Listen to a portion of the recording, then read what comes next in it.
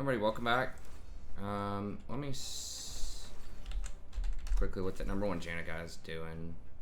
I don't think he does cheap shot or anything. And it kind of depends on the matchup, I suppose, but...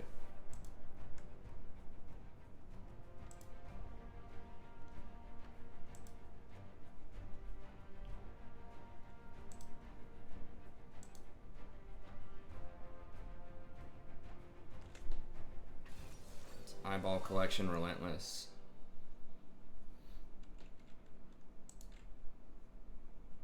Oh lord. They got Samira.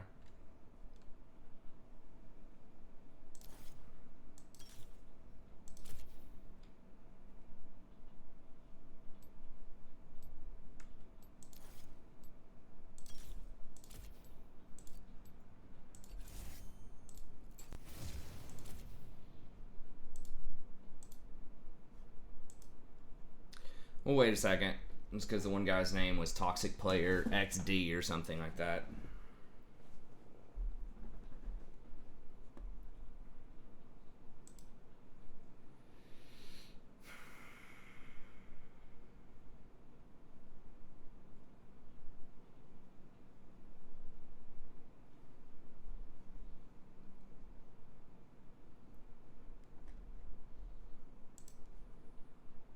I hope Jason turns it around. He's having a bad go of it as of late.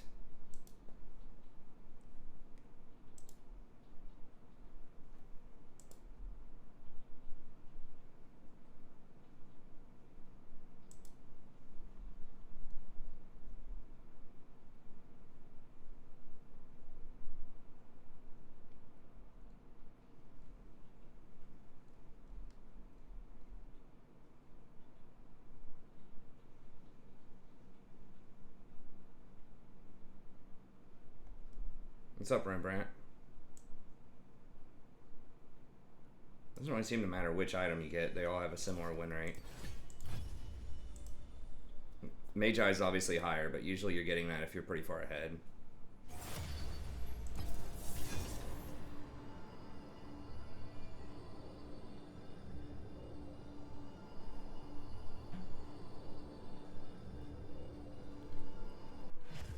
It's pretty crazy. It doesn't really matter which item you get amongst Enchanter items as long as you don't rush Redemption.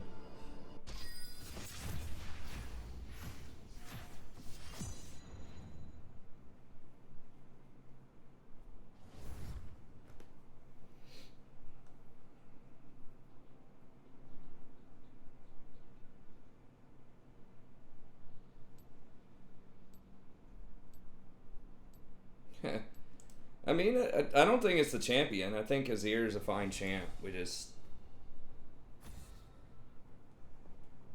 make mistakes. I should maybe be trying to roam to help him out more.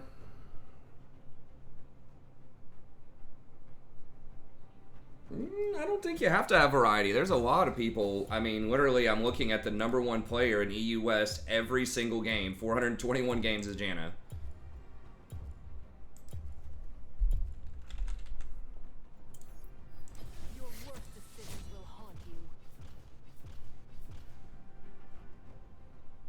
It's almost the opposite. Like pro players, yeah, like at that level, yes, you have to have variety primarily because people will ban you. Like they'll ban out your champ if you're really good at it. In solo queue though, they're not going to know who you are unless they're stream sniping you or something like that. Or if you were like just in their previous queue or something. So unless Riot fixes that, which I don't think they're going to, like telling you who's on the enemy team, then, you know, specializing in somewhere between 1 to 3 champions is the way to go. There are some players who can play a bunch of different champs. Usually they're pro players, because they have to learn how to do that. But, you know, if you're just looking for the fastest way to climb, it's usually 1 or 2 champs.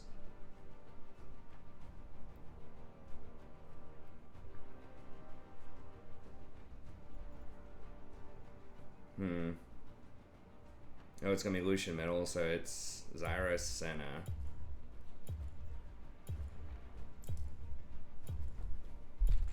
So let's go Bard into that.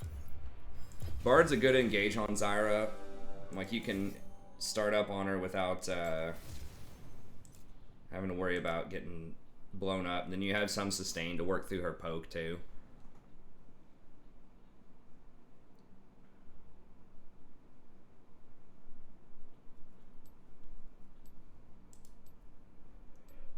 Blade on the sheep.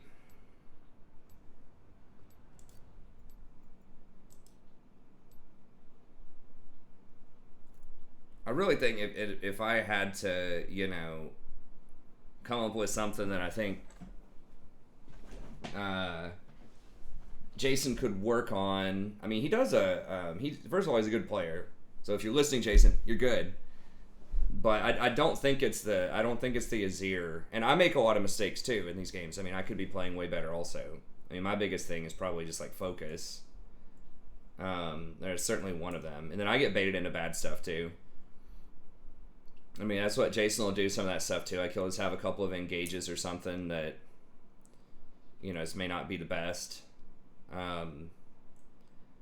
And then just like looking for more opportunities to roam. I don't know all of the matchups with Azir, and he does roam sometimes and it's good, but I think more trying to look for more roaming opportunities, and then just being a little bit more cautious. He does have a lot of really good engages though too.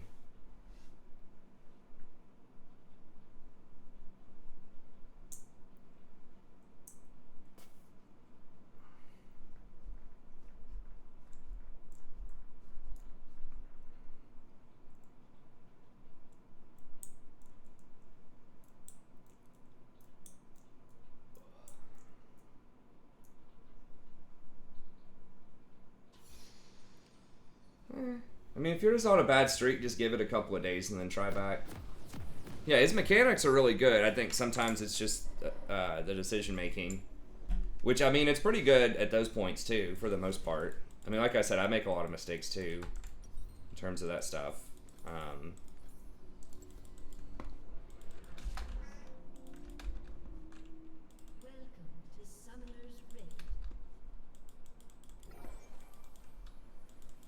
Yeah, I think he's definitely got the mechanics for it. Like, it's rare that he gets, like, blown out in lane, you know?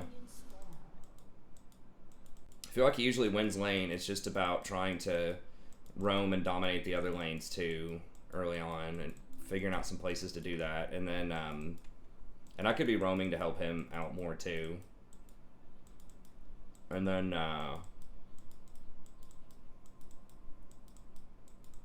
just not getting involved in bad fights, picking good fights.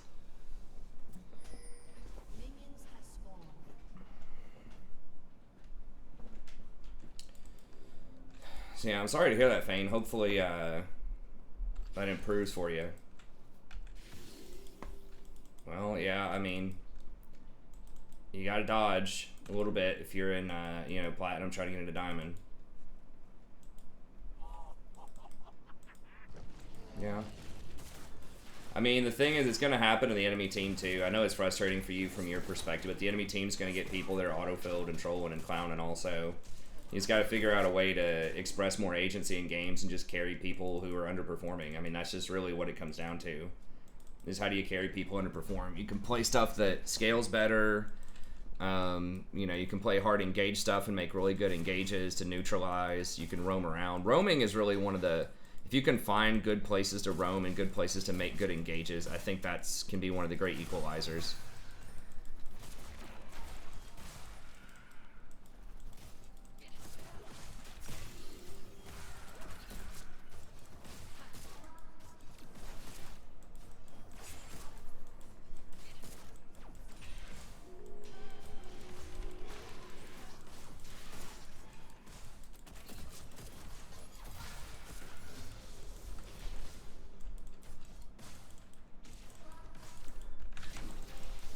Oof, almost got the stun.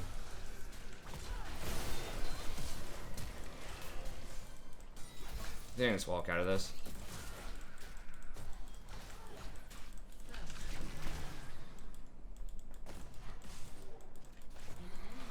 Okay. It's rough.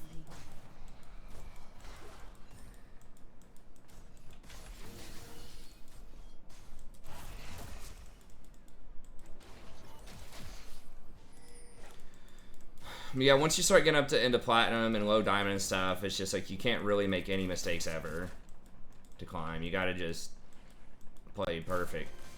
And it sucks. It's like, should you have to play perfect every game? No, but that's just how it is. Like, every small mistake adds up.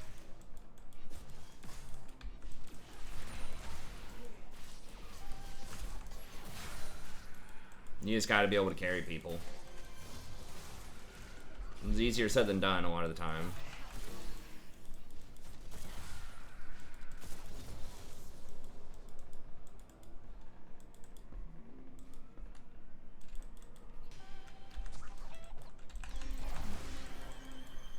A little bit of a dangerous move there, but I need some mana. We're getting pushed anyway, so she shouldn't lose that much.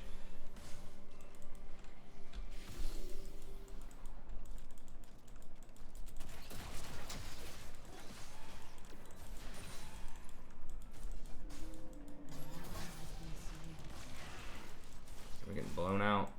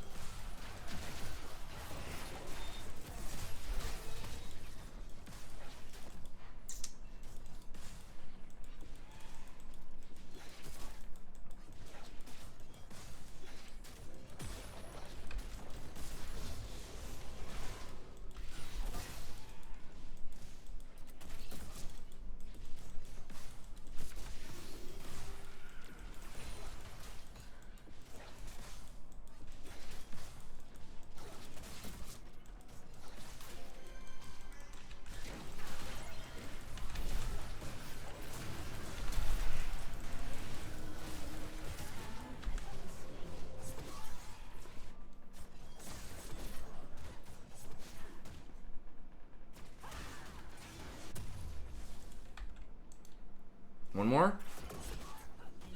Nice. Okay.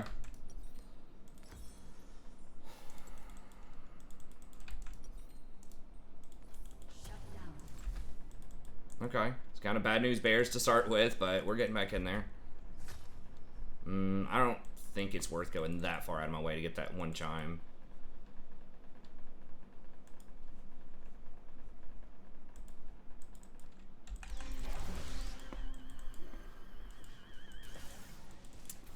Could I? He's 6 and I'm 4. I just don't think I can make a play on that, probably. Maybe. If he doesn't back up.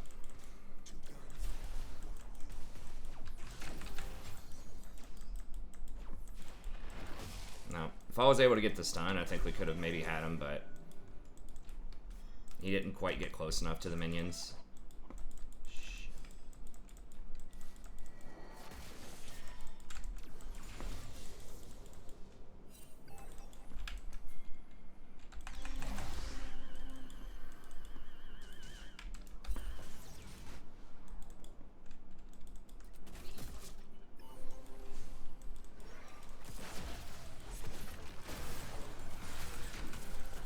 I can't believe I missed that.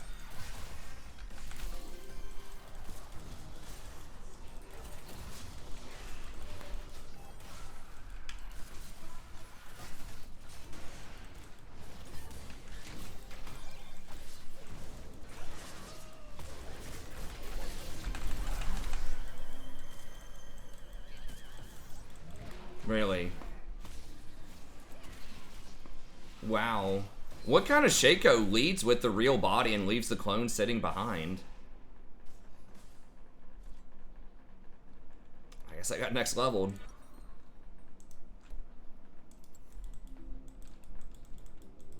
Like 9 times out of 10, they're gonna attack with the clone and leave the real one behind, obviously, so you don't take as much damage. But I guess he attacked with the real one and just left the clone sitting still.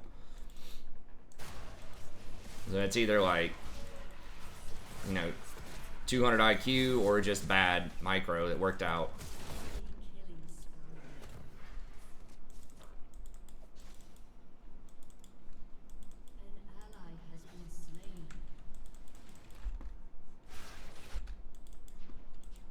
Fucking hell.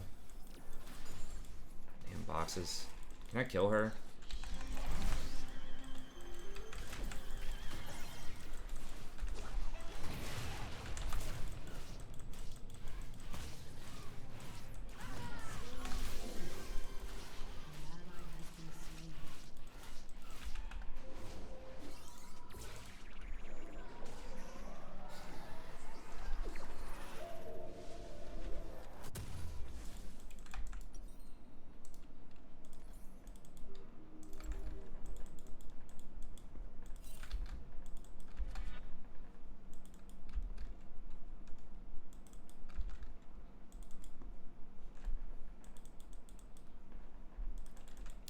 I mean, sometimes it's meta, you know, can be a little meta dependent. I think you can stay there, but sometimes it's definitely easier to climb. Like, I know that you were a huge Nami fan and she got nerfed kind of halfway through the season. That could hurt, like, you know, the meta shifted against Rakan at a certain point, and that, you know, was not good for me. So I had to start working on Bard. Did he get it? Did he get that? Okay, he didn't. Good.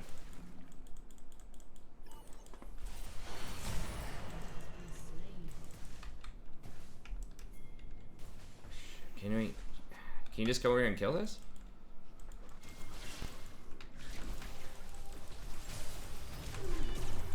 Vi? She's got him though, right? Okay. I thought the green. Did they change the green circle? Does that not mean ult?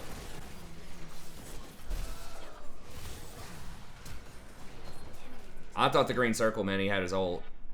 I guess they changed it, right?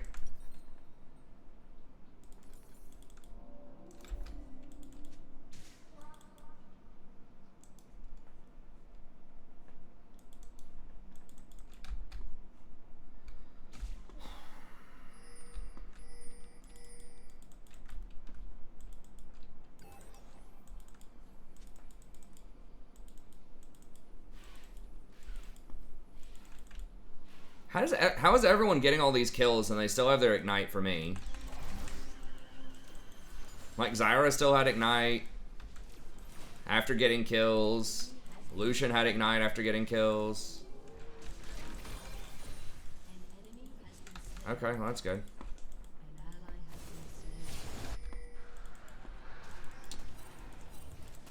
Chaco, can y'all just kill him or what?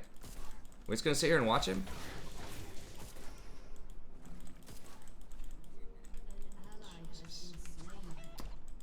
Alright. Okay, so can we kill him or what?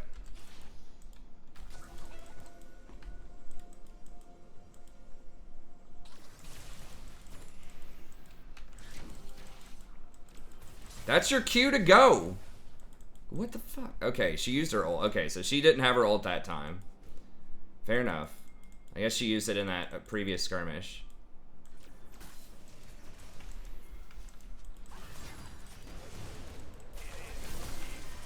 What the hell? Go!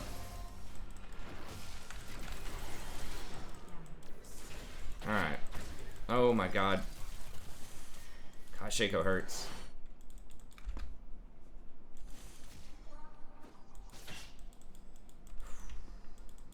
God, Shaco really hurts. I might have to get more magic resist. It might be a Mercury Tread kind of game.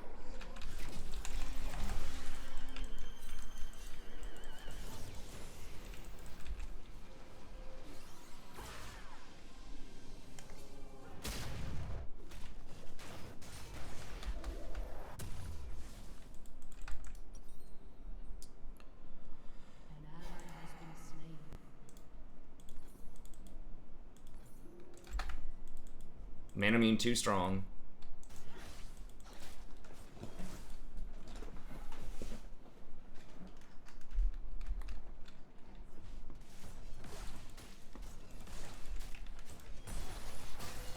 Dude, just wait on me to roll up.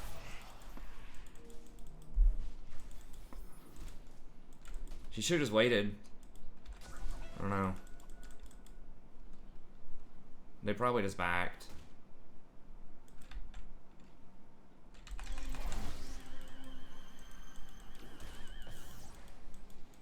If she would just come through me with the tunnel, we could have double killed. I guess I should have pinged it more.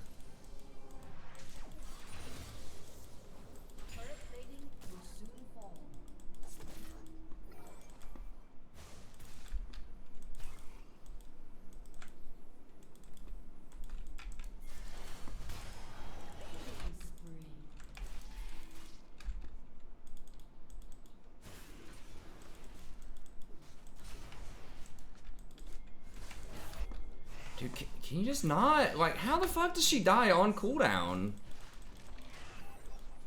Yes, I wish Vi would have walked down here too instead of getting red buff, but that's just how it is. Okay, come on.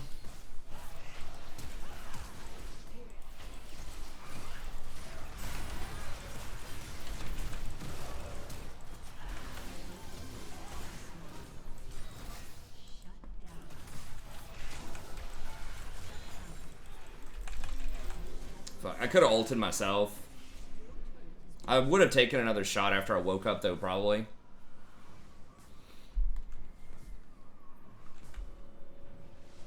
I thought I was going to be out of tower range. It was like the very last little pixel of that tower range there.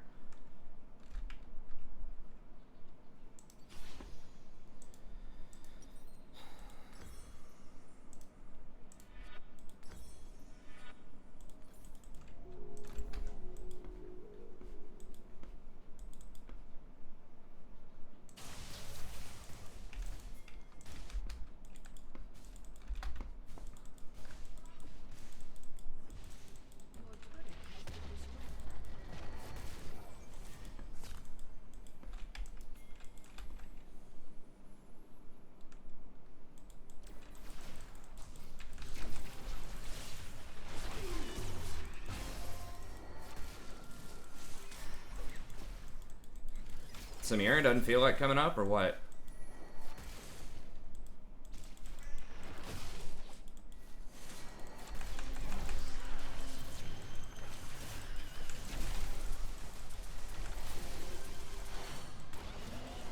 Okay.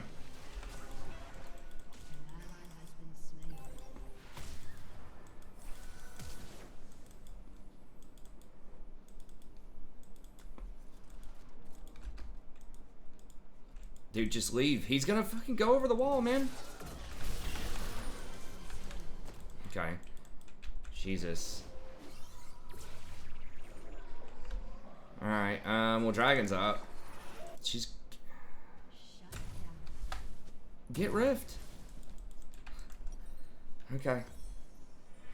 I don't even know what I'll get next. Or redemption or something, maybe?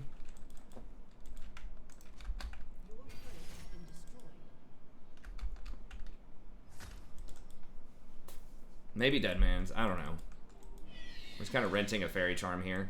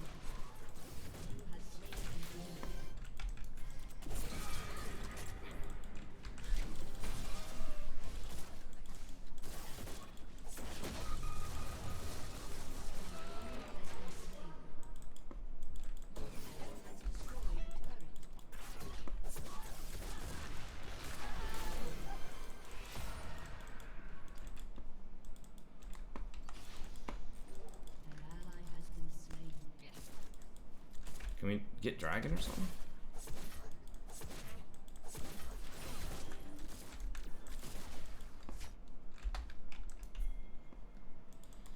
What is that Warwick build?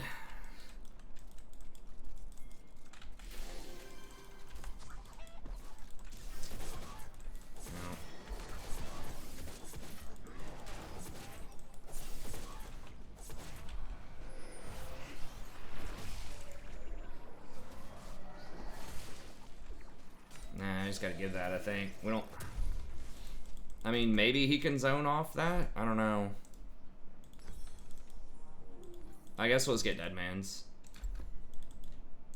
I do need some armor against the Set and the Lucian, and then like Senna's ult and all that stuff. Still gonna hit hard.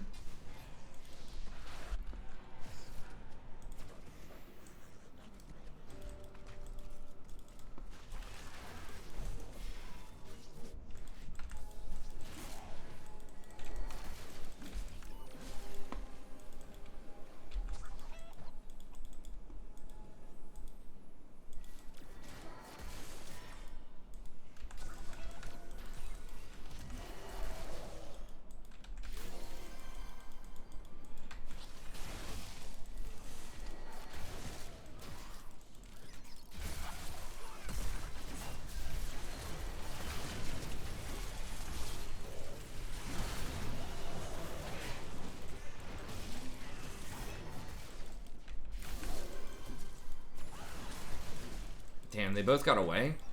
I couldn't find anywhere good to ult. If she tries to defend this tower, I think I can get her.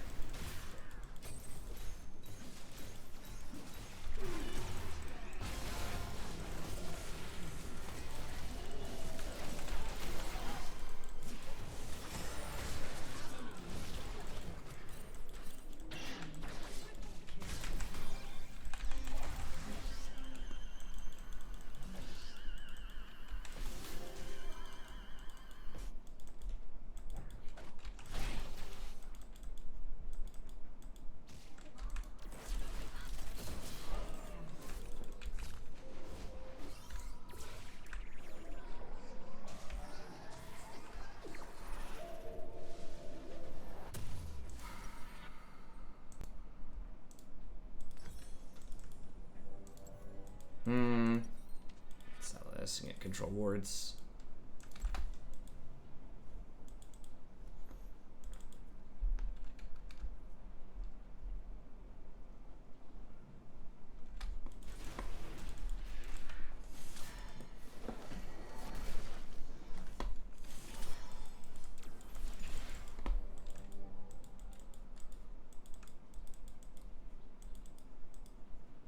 I'm just gonna have to lose that charge, I think. Come over here. I don't know. Can Warwick beat him? Warwick doesn't do any damage. I don't think. I mean, Lucian can't really hurt him, though. So there's that.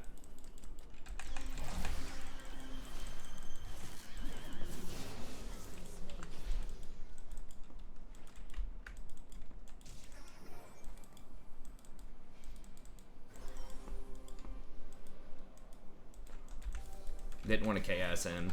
It's like 99% sure there's no way Lucian gets out of that.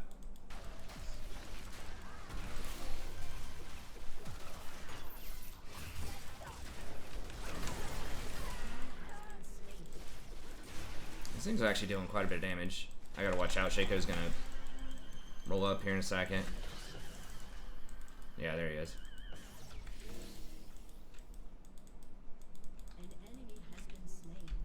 Oh, I thought it was like a chime or something. It's just a weird looking torch thing.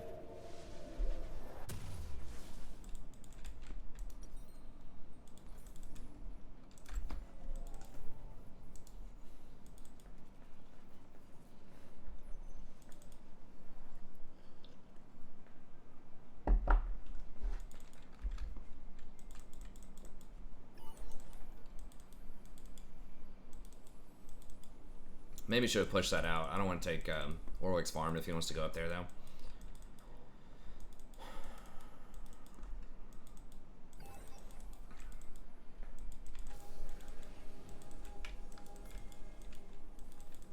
Need to start doing something proactive here. I guess Dragon's up.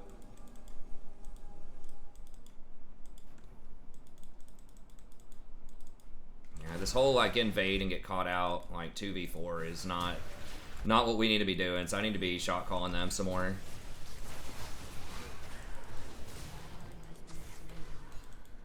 We definitely don't want to do anything without Veigar.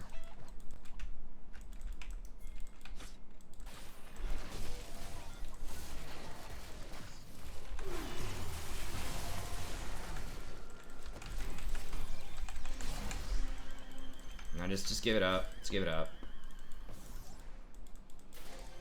Yeah, invading and taking red at 23 minutes with no vision is not an objective. It's actually anti-objective.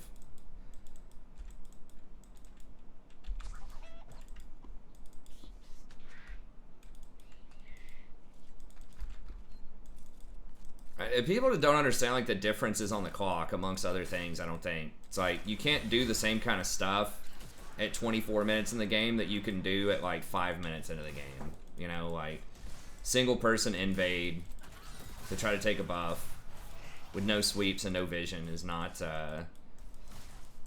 like, it's not the same. You can do that early because people like are going to be confined to their lanes sometimes. I think invading is still like super risky, but you know, in the first 10 minutes where everyone's still confined to their lanes, the support's not roaming around as much, probably.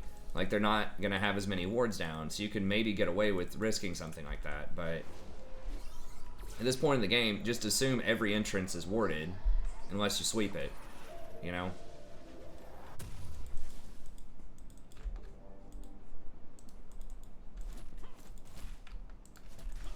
Does Warwick have any damage yet? Like, can we at least get a Blather and King or something?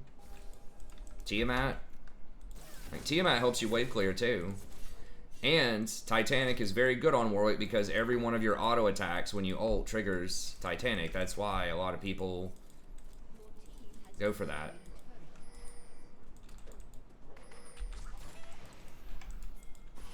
Can we just not? Oh my god.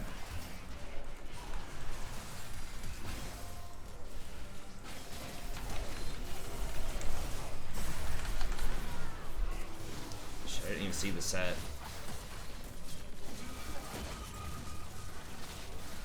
Oh my god, he takes no damage.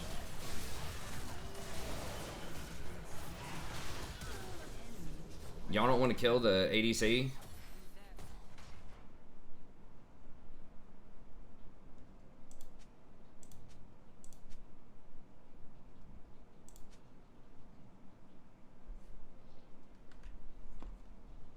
We shouldn't have done that without Vhagar. Like, once again, we're just running through their jungle just looking for him, which is like, okay, like, I mean, she's thinking if we catch somebody, but the problem is, like, it's much more likely they're going to have 5 people in their own jungle than we will, because we know Vhagar's not there. 100%, because we see him on the map. We don't see any of them on the map. So you have to assume they're all together somewhere. So if you find them, you're going to find all of them. We did get 2 towers for that. If they don't get Baron off of this, that might be worth. It's hard to justify it. I think we were down. How many were we down? 3? It's -3 on that. If it was -2, it's probably worth. -3, I don't know. It might still be worth to get 2 towers. Alright, can we, like... We need to pressure Baron. Like, you pressure Baron and they walk into you. That's the trick.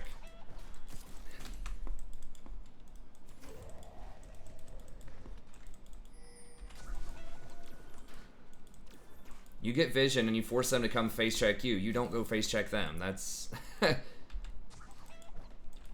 that's how you win.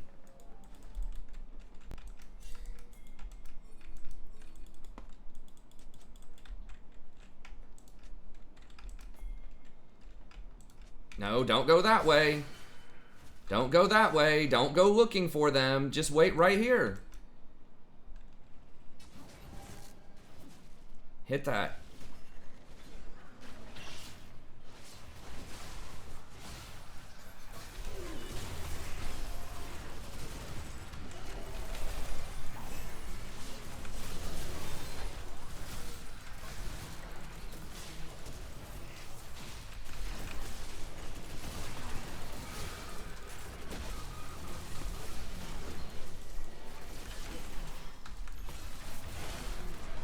Holy shit.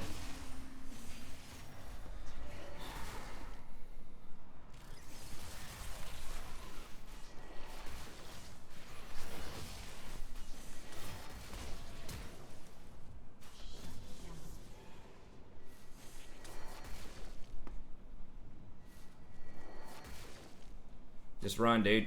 You got out. Stop, dude. Just run. It's okay to back up. Alright, I'm gonna get either Locket or Redemption. I guess just Locket. It gives resistances.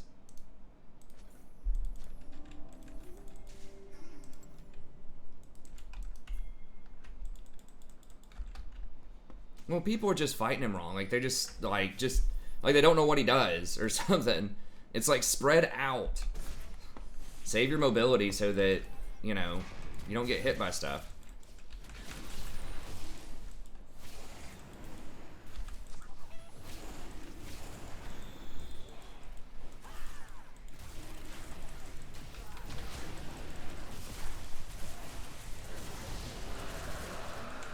Okay, we got it.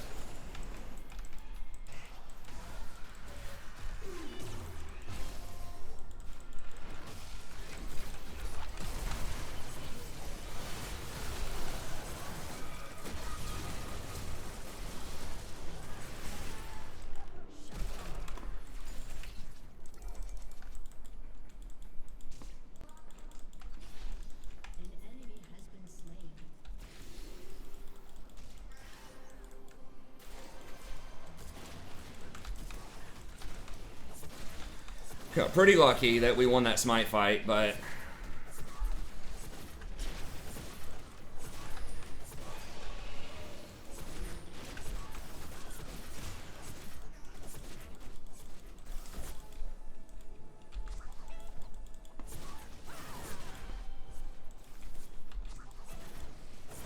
okay, he's right there.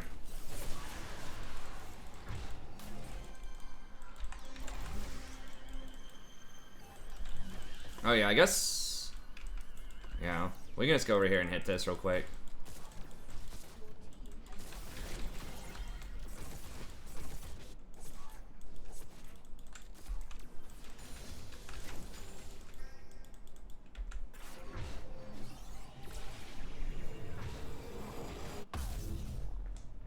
Well, it is hard to get to Senna. I mean, people just think they're going to blow him up faster than they are. I mean, I was kind of guilty of that a little bit too, for being honest. I don't know if I could have gotten to the Senna. I did drop an auto attack that last fight too. I ran away a little bit more than I needed to.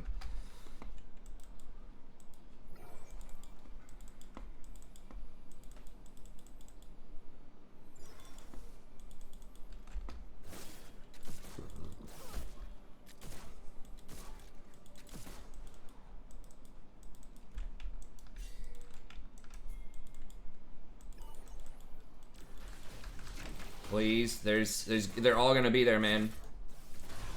They're all gonna be there. Like that, just, there's a general rule of thumb too, where it's like, when you're pushing into them, when you're ahead, it's much more likely that they are gonna be grouped because they have nowhere else to be on the map.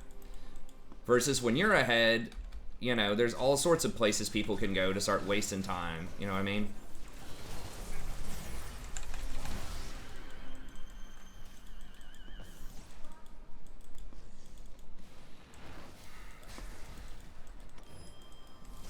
What the fuck?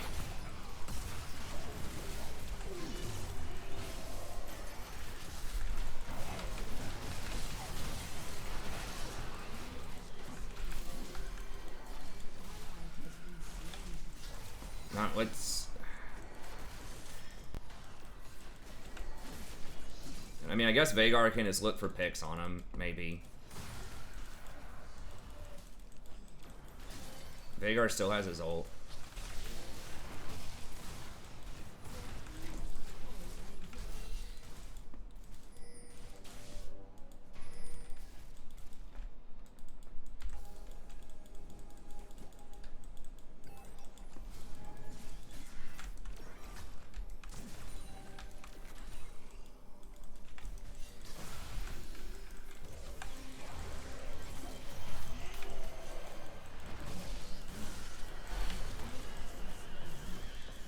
Okay.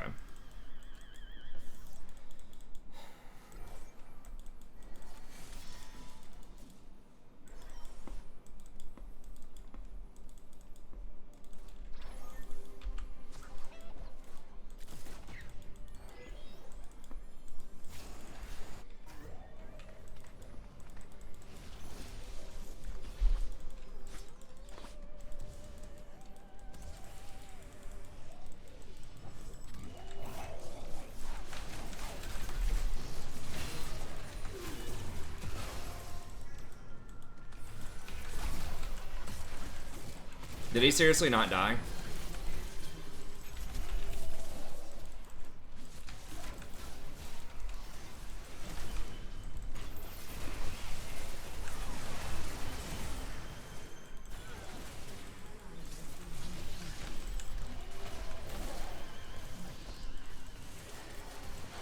I don't know about that, Vagar.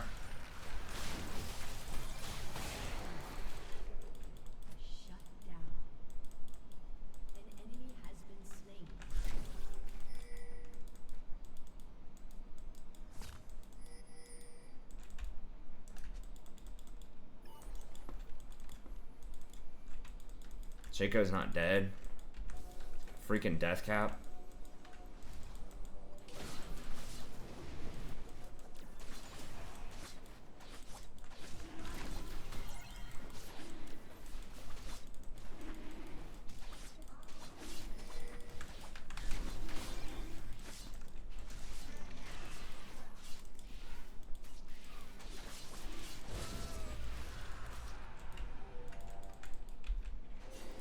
I mean, Vagar had like the perfect little area right there. Why would he go through that into melee? I guess I shouldn't even put that up. Maybe it baited him. I was trying to put a little fear in him.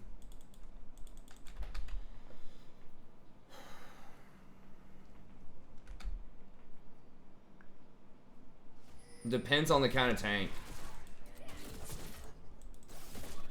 I don't think that... I think it's pretty even right now. Like, only AP supports are a little on the weak side. As far as, like, classes of champs. And that's just because their items are too expensive. I mean, if it, like... You know, if they get enough gold, they're still really good.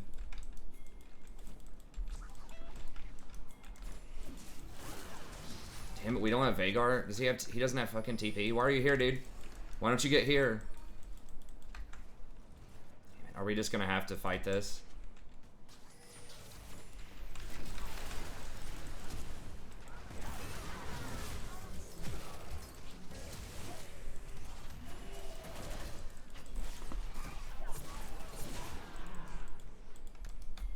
Look at that. Isn't that crazy? You have vision. They have to walk into your vision. You kill them all.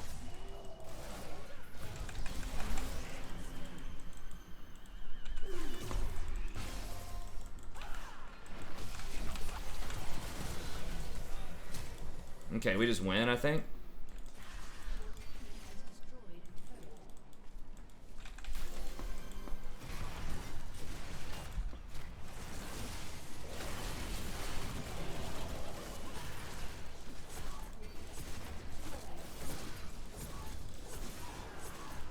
Like, I don't know why that's so hard.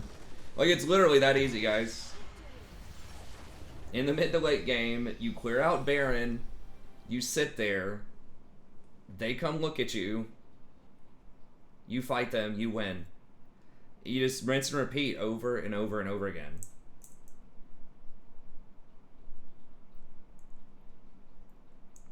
Just push waves, get priority on Baron, clean out all the vision, sit, wait, they come look, you kill somebody, and then get something.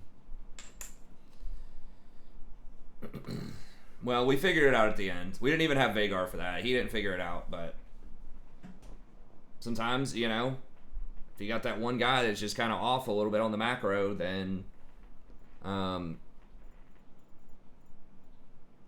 you know, you can still win. Hey, what's up, David G?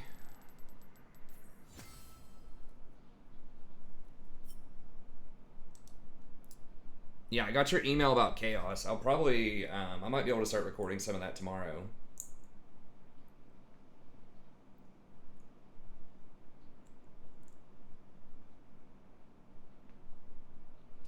Well, yeah, I mean, if you see them running it up mid, yes, you have to leave. That's how you flush people out of that situation. Is you push up the lanes, but very few people, especially in like gold, are gonna do that. Seems like you've been having a few rough games. I think we've been about 50-50. We might have been slightly lower the day before.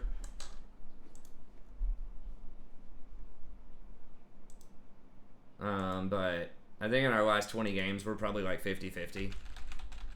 Might even be a little higher.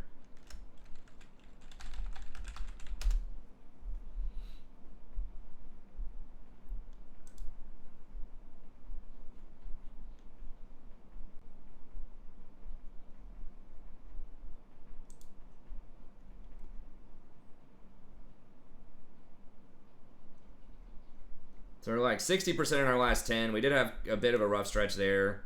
So in our last 30, we are... Last 30, we were like 43%. And last 50, we're like 50%. So...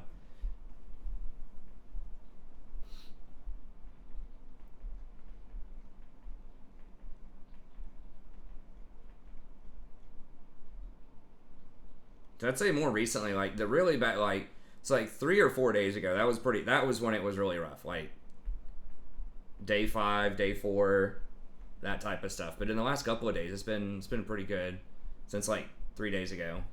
We went undefeated 3 days ago, I think, on stream. We're pretty close to it. And then yesterday was like 50-50, and a day we're I think 1-0 or 2-0.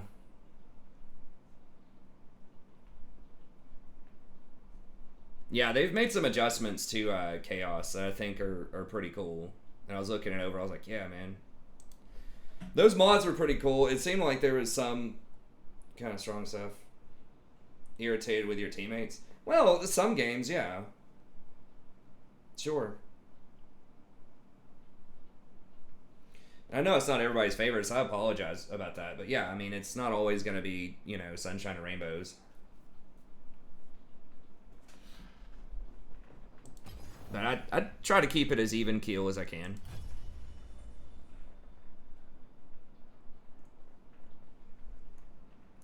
So yeah, sorry if that bothers you.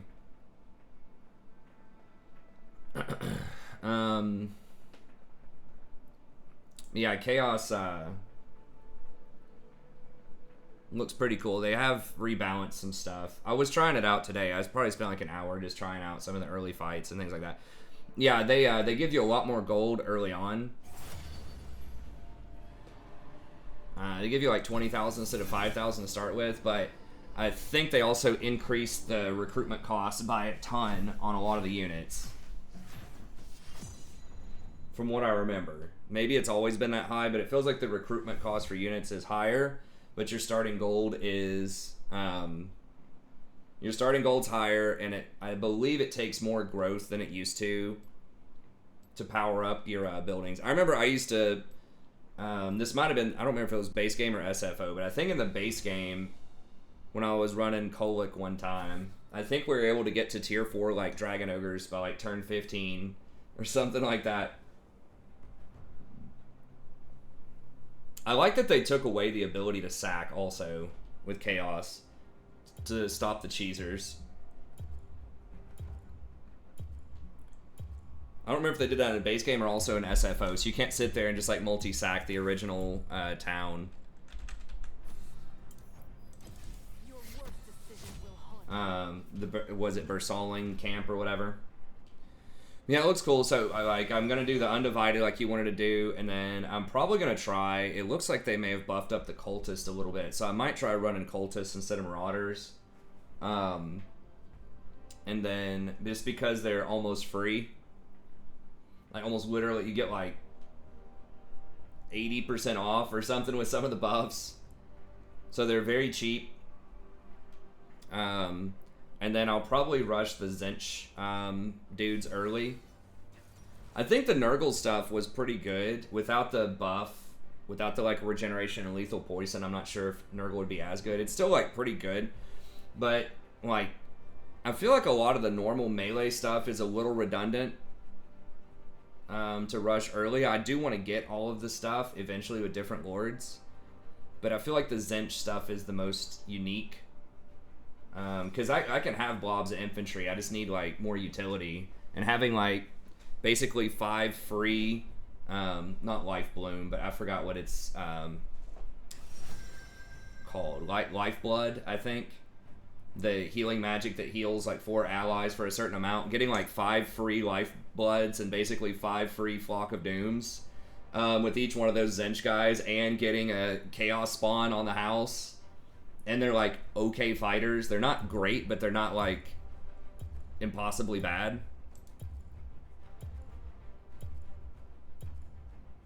Let's do Bard again.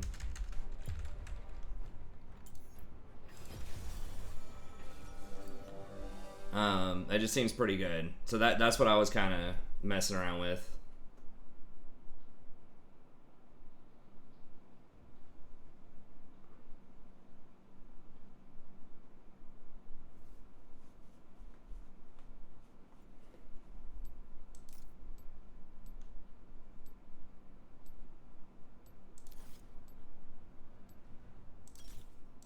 We'll go for some scaling.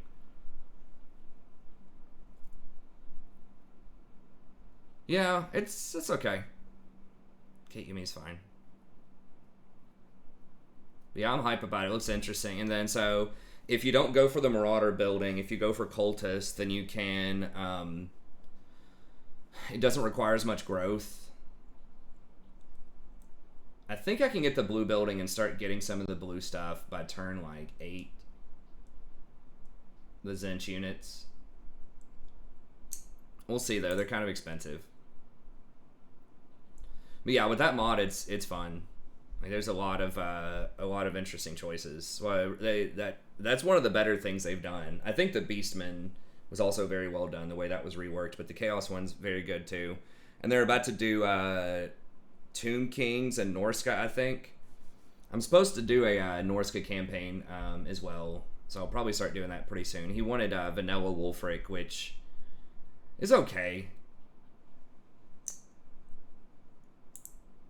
I was trying to like maybe talk him into waiting, you know, a couple weeks and doing the SFO, like the new stuff. So I think that'd be fun. But I think he might be newer. I don't remember, but he just wanted vanilla, so we'll run it. Well, Wolfric's okay. I think that like the Norska's fun. Like once they get to like tier 4, tier 3 or tier 4, but before then it's just like it's a lot of just kind of blobbed up, you know, fodder units. And like their campaign is like super snowbally. Like it's very hard early on, but then if you kill their leader, and it's just like Marauder versus Marauder fights are just so unnerving too. It's like you just get a bunch of the spears or the javelin chuckers. But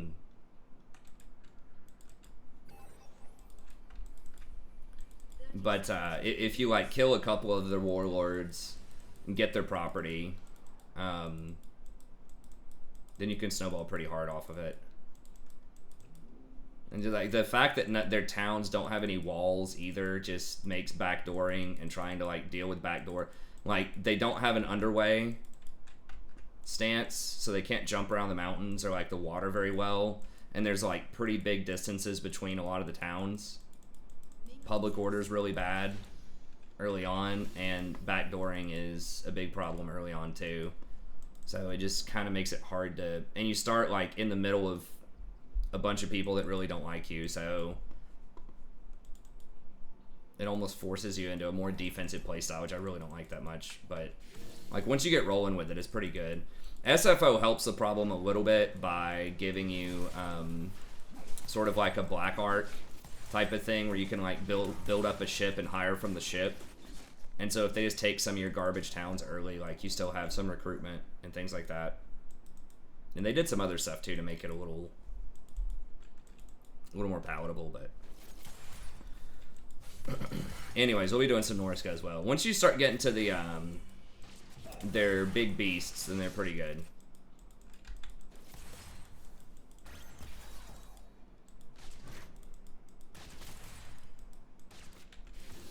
I like trolls, but I wish they were a little more integrated into with like every faction, but usually you have to build a separate building to get them.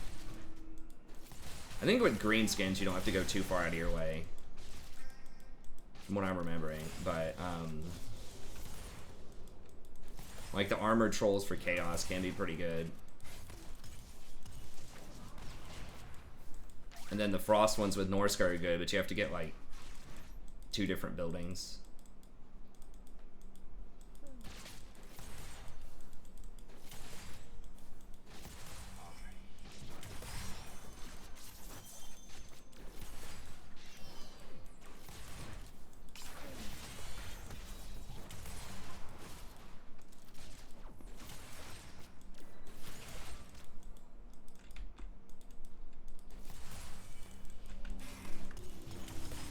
He's probably bot side because Kane starts Raptors. No, he's top. Okay. It's weird. I guess maybe he just full cleared top. We could push up and go get his blue.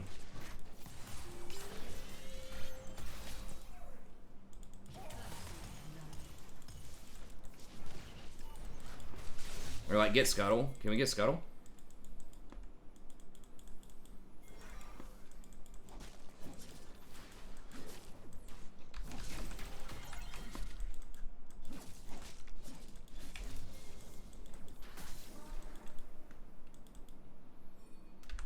Yeah, I guess he doesn't want it. Alright, I'm coming back.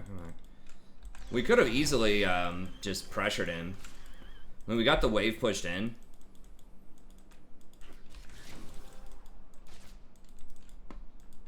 I think we could have pressured him and taken his blue, taken his Gromp with Warwick and Jhin. Because we had it pushed in, like we'd have first movers advantage, and they probably would not expect that.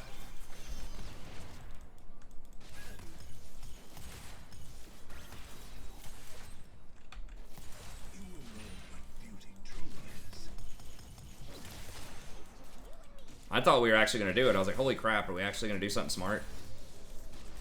We got priority, we're going to do something with it.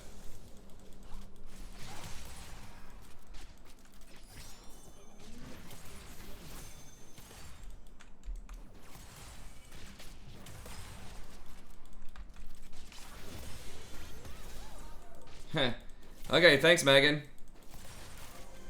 What is hot? Heroes of the Storm? Okay, cool. Well, I hope you'll still come by.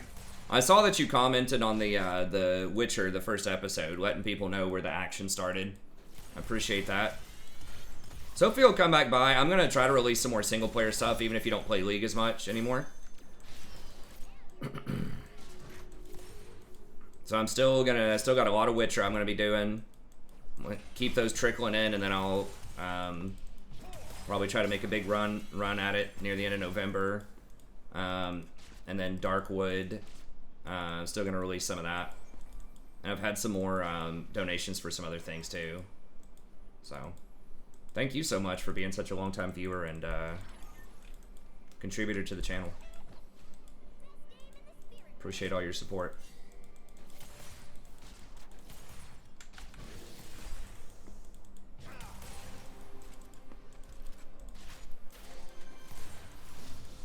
And congrats on getting to gold.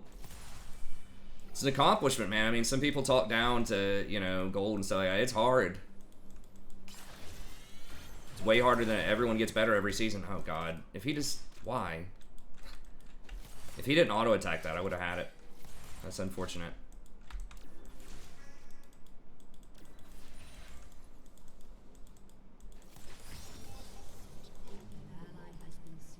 Huh.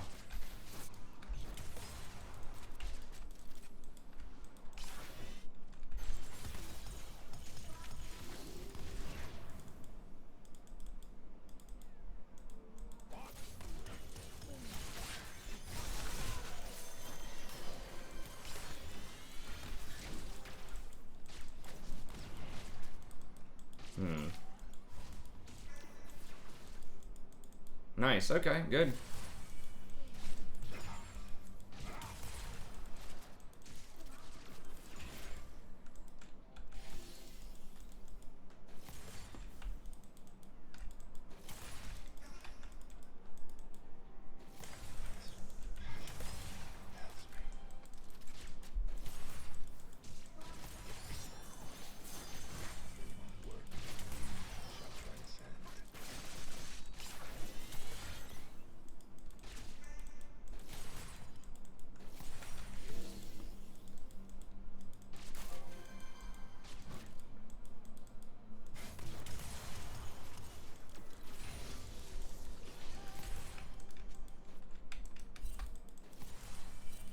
I don't know where they went.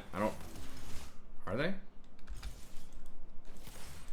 I don't think they're on it.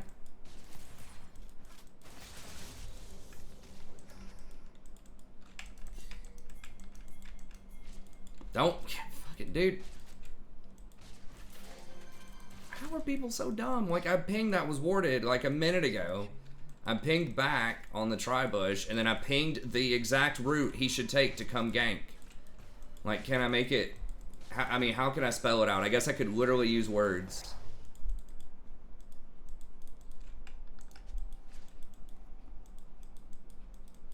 I mean, he has ult. He could have just walked up the lane. Okay, thanks, Megan. I appreciate it.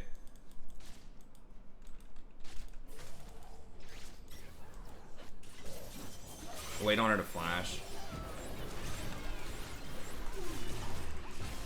Shit.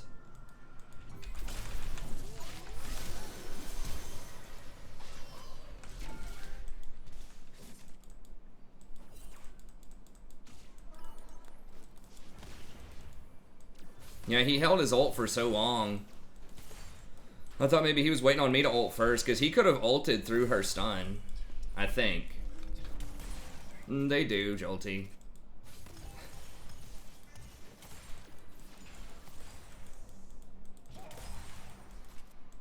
That Warwick just didn't in that specific instance. What can we... I guess we can't do much.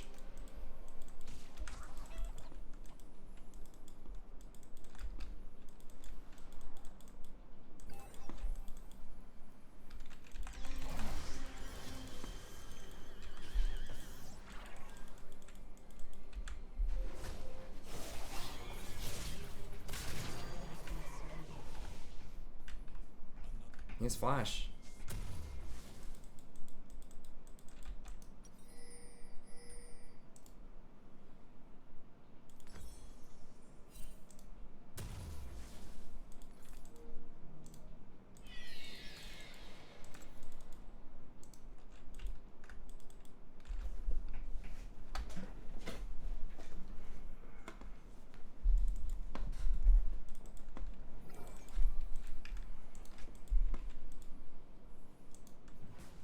He just ulted to kill, like 2 caster minions?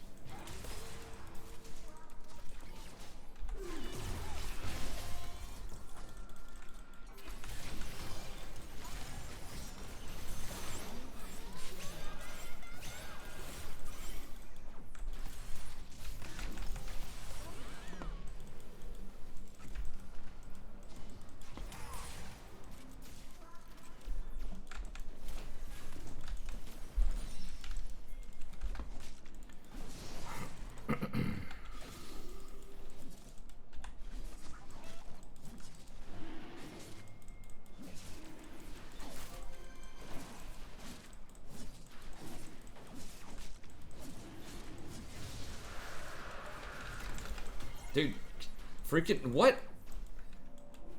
This Scuttle right there, dude. What the fuck? Oh, is she just like running it down or what?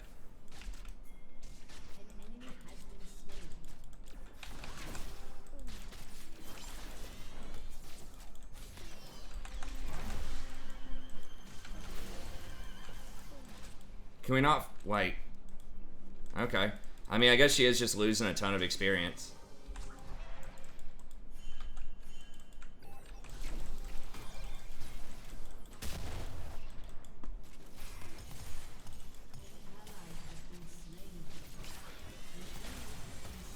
Alright, well, she just lost a whole wave to get Scuttle, so I'm alright with that.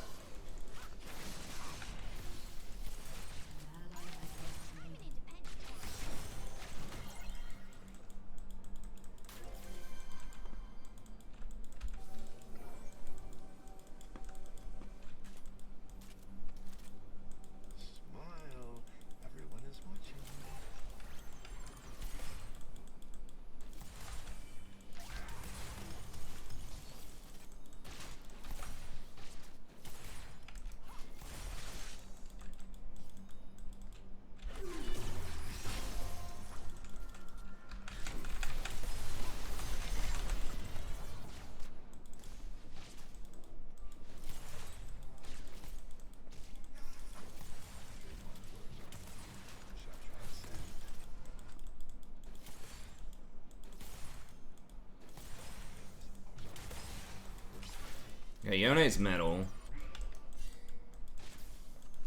He's got to be here, right? Soon? Are they just tilted, or? No, he's top. Wow, they're just tilted.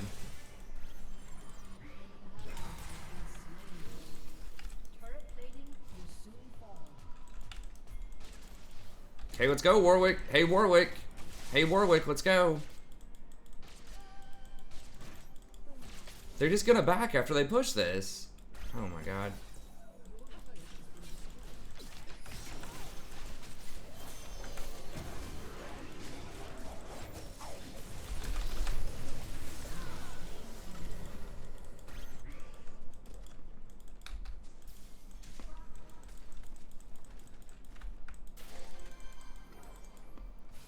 Alright.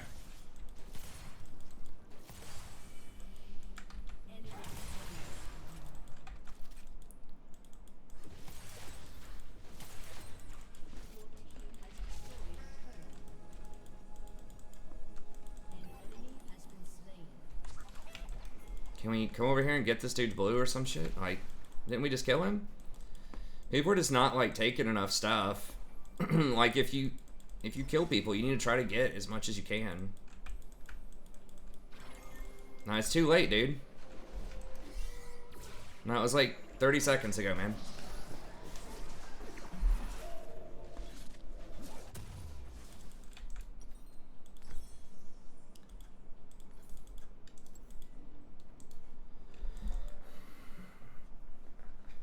I haven't really noticed anything that Yumi's doing that's like that bad, honestly.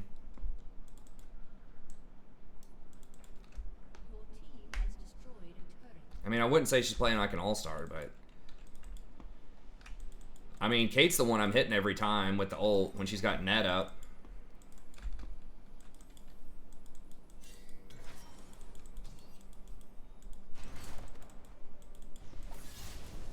I don't think we can overload top. We gotta go down and catch bottom at some point.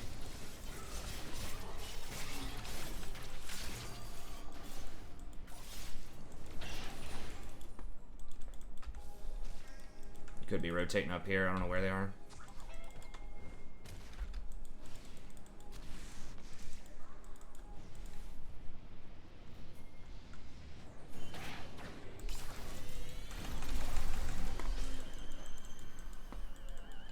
I don't know how he was moving so fast.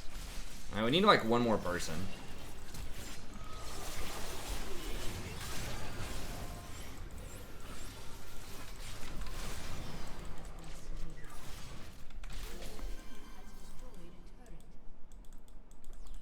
If Warwick would have rotated down, I think maybe we could kill him. I don't know. We need every... Like, Jax is, like, getting golems. It's like, dude, get down here, man. Please.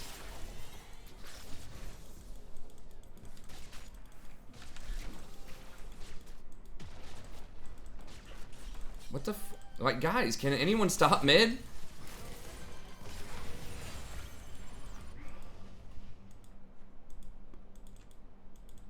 Warwick's like getting rift, like Jax is like getting golems. It's like, I respect some good farm, but like you can rotate on those guys. We just gave him a free tower and dragon.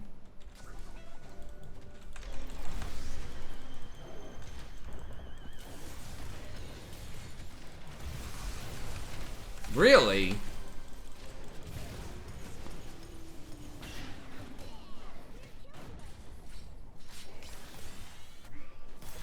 Okay, I guess I should have positioned like over here. I should have positioned better for that.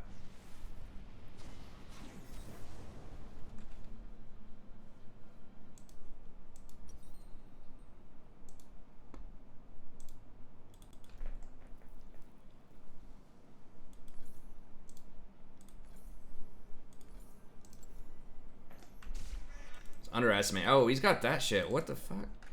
Okay. Hey, what's up, Paul?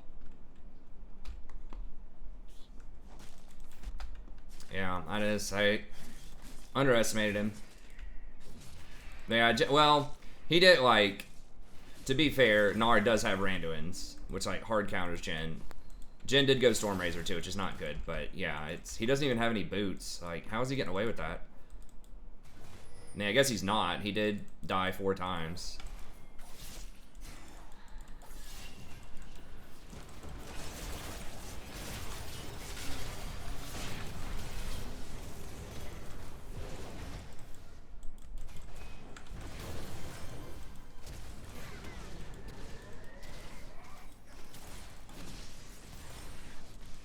Okay.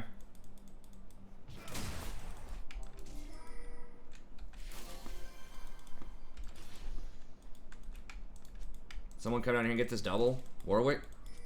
Jin?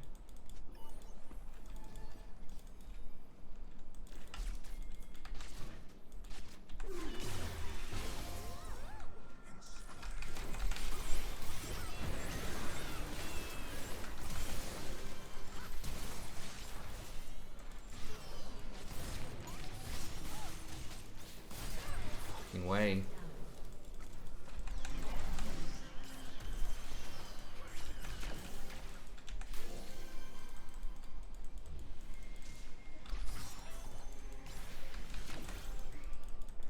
Shit, he got interrupted?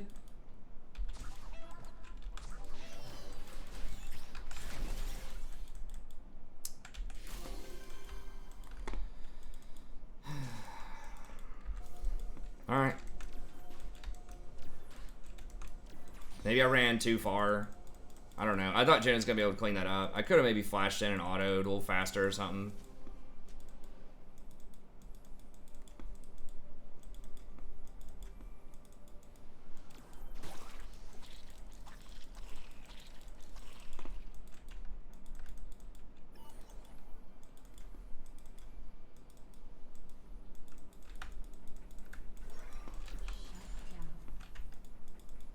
Still has no boots.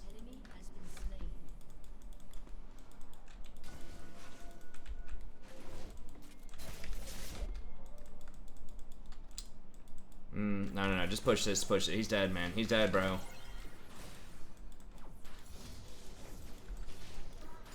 He's over there trying to invade.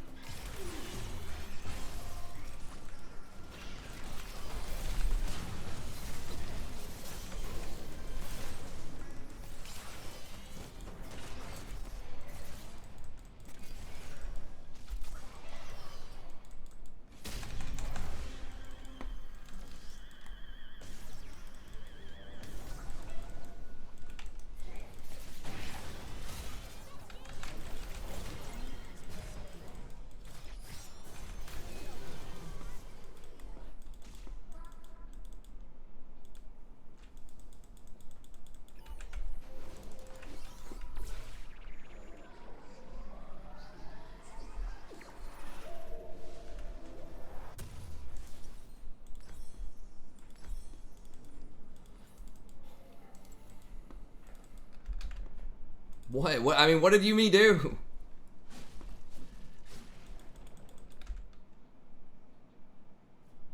Yeah, I agree, Dedicated. I watched it. I mean, it was a little ridiculous. It had its funny moments, though. Everybody's, like, freaking out about the Giuliani thing. I'm not sure it's as conclusively, like, hardcore dirtbag as people want it to be. I don't know the whole story. First of all, I don't think he knew that she was 15 or whatever. I didn't hear them say that in the movie. And, like, he's gonna assume that, like, a professional reporter is not 15. Right? Like, he might think she's a teenager, like 18 or 19. And yeah, so this is a little, you know, old guy flirting with young girl. But just because he asked for, like, I think, didn't he ask for a phone number and email?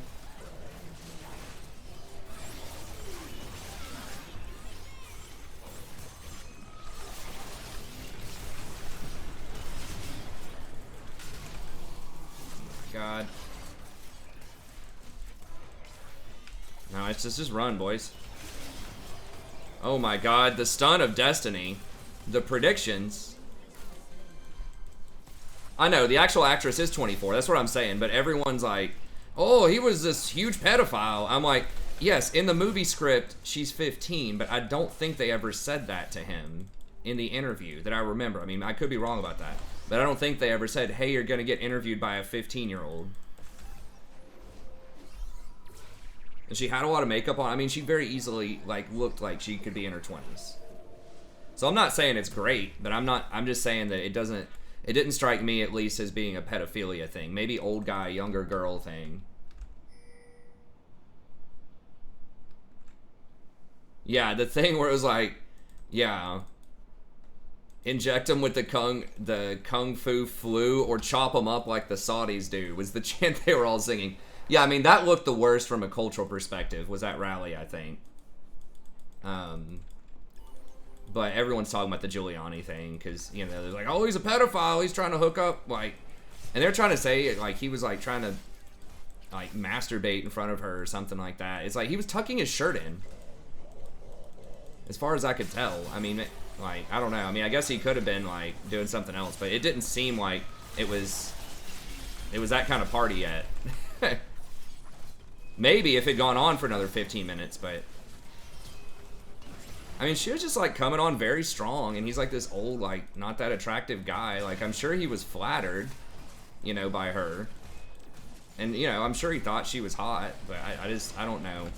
I didn't see enough evidence to say, hey, he's a pedophile, or hey, like, he was 100%, like, gonna be a sexual predator in about 10 seconds, like, if Sasha didn't come in.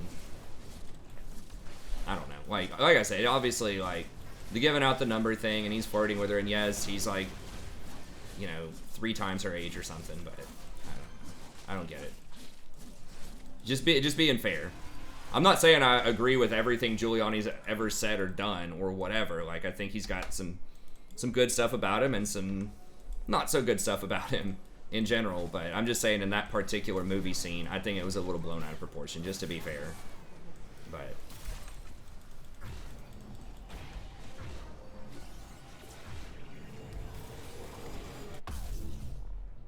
yeah, I mean, I don't know. It's a tough spot for Yumi. Like, Bard's not a great matchup, because if I stun, like, she can't, kind of like Tom's saying, she can't really leave. Shut down. Oh yeah, dude, that was. I mean, I think that was probably the most, like, disgusting shock value kind of thing. I mean, maybe there are real cultural customs out there. I don't think that's a real custom probably from Kazakhstan, but I'm sure there are some customs that involve that type of thing. So I don't want to be, like, culturally insensitive or whatever, but that was probably, like, the most shocking kind of scene with how graphic that was. But like, I knew something like that was going to happen at that rally, right? Like, the chants and all that stuff. Like, you know that's going to happen. But I didn't think they'd take it that far with the dance. I thought it might be, like, a little peep or something, you know, the way she was doing her dress. I didn't know they were going to go, like, just own it that hard, you know? One thing that I thought was interesting is apparently, I don't think either one of them speaks that much Kazakh or whatever. Like, I've heard that Borat, like, when he's, like, pretending like he's speaking Kazakh, that he's actually speaking Hebrew. And then she probably did not learn.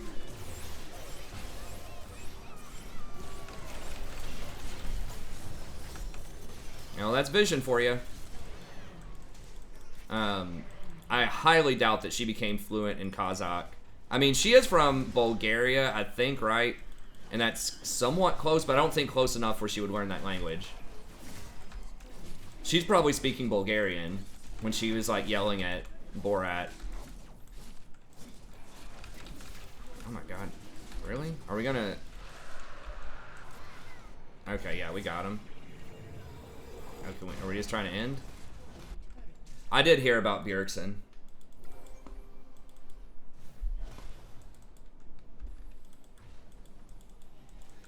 It is a little disappointing for NA, but at the same time, you know, it's his choice. He's been around for a really long time, you know.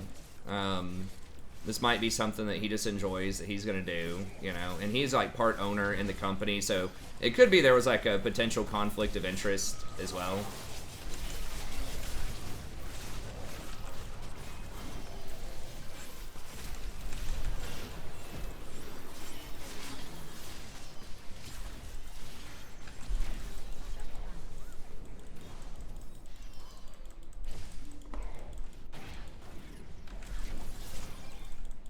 No, no, no, don't. Dude, just please, I got you out.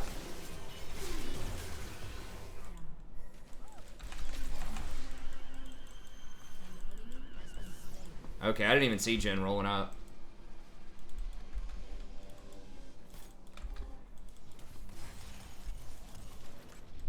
Yeah, I heard about him. Yeah, he's a part owner. I think he has like some percentage stake in TSM.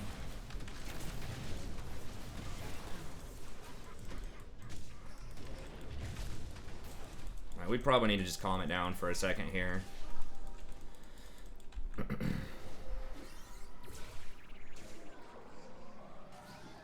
I know, yeah. Well, I know the character's 15. I'm just not sure, and I may have missed the scene where they explained it, but I don't think Giuliani knew that.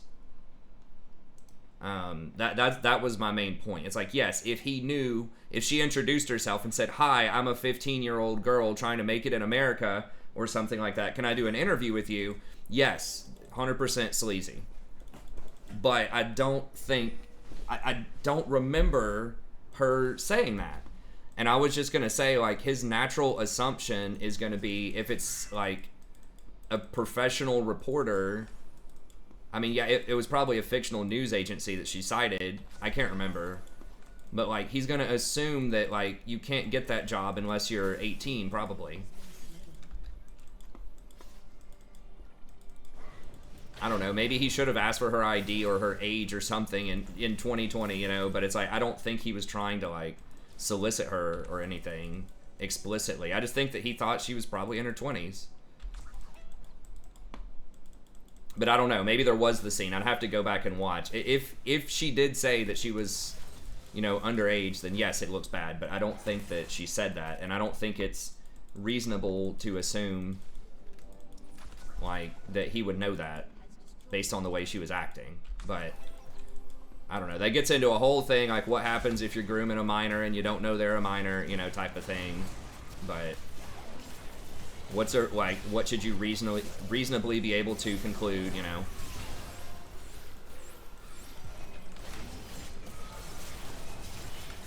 You have to card everybody to talk to anybody, you know, like, I don't know. I'm not trying to say that, like, grooming minors is good or anything. It's not. I just think that there was, you know, just a frenzy about that scene that really, like,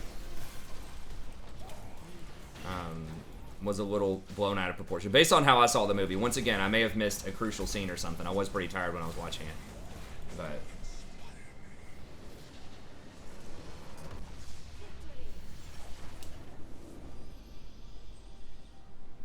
yeah, I think that's what it was, Dave. So I think everyone's just, like, making that logical fallacy that because the character is 15, that he knew that, you know, when he didn't. And I think given that context, it's not reasonable for him to assume that she's 15. If she's working from a major news agency, you know, he's going to assume probably that they vetted her and that she's that old. So, you know, once again, kind of, you know, somewhat questionable that if she is, like, whatever he assumed, 22 or something, that she's, like, 3 times his age. But, like, there are some girls that are, I mean, she was, like, seemed to be coming on to him pretty hard. I mean, there are girls that are into that kind of stuff. Like, I knew a girl that was 22 that liked guys that were in their 40s and 50s. I mean, that's just, some girls are just into that. So, I don't know. It doesn't matter in the long run, I guess, but, like, once again, I'm not trying to defend him, like, as a person. I think he's done a lot of questionable stuff. I think he probably did some good stuff in there, too, right, for New York City when he was a mayor and when he was a bit younger and stuff like that. But, yeah, I mean, he's got a checkered past for sure. But I'm just saying that one scene just seems a little, people are reaching on that, you know, in an election year, which I know everyone, like, is very heavily, like, you know, invested in this election. And anytime you can trash anyone that's associated with, you know, a political opponent, it helps. But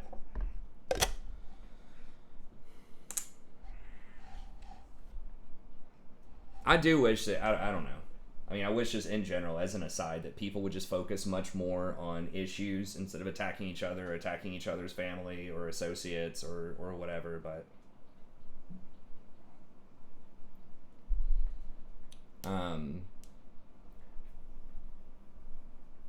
so I don't know. So once again, I'm not saying that if a minor hits on you, it's okay if you hit on her back or anything like that. I'm just saying that in the context, he probably assumed she was in her early 20s. She was coming on to him really hard, and he was flattered and flirted a little bit with her back. Like, I think that's it. Yes, he did give the number, but he gave like an email address or something too.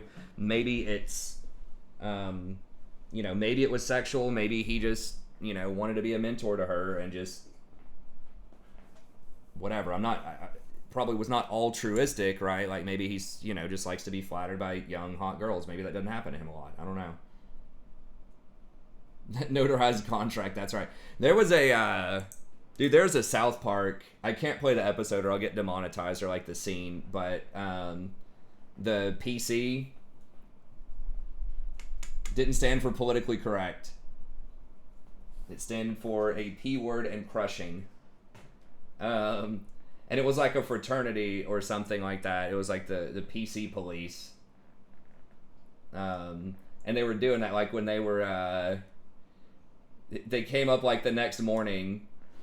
They came up the next morning and, they had to like hand in these contracts from the girls they'd hooked up with the night before at like this frat house. That was pretty funny. Yeah, that's right. It's like signing a waiver. But I mean, legit, like that's not that far-fetched, man. I mean, that may not be a terrible idea for a lot of young men out there these days. Yeah, I mean, the way I feel about it, if it's consenting adults and everyone knows what they're getting into, it's America. They do what they want, man. Like I said, some girls are into old guys. Some older women are into young guys. And a lot of times those girls know what they're doing, man. Like either, a lot of times it's a money thing or a prestige thing. It doesn't have to be. But, I mean, both of them probably know what's up. Like the old guy knows the young girl's probably in it for the money, most likely. And, girl knows, yeah, he's old. And a lot of people are fine with that arrangement.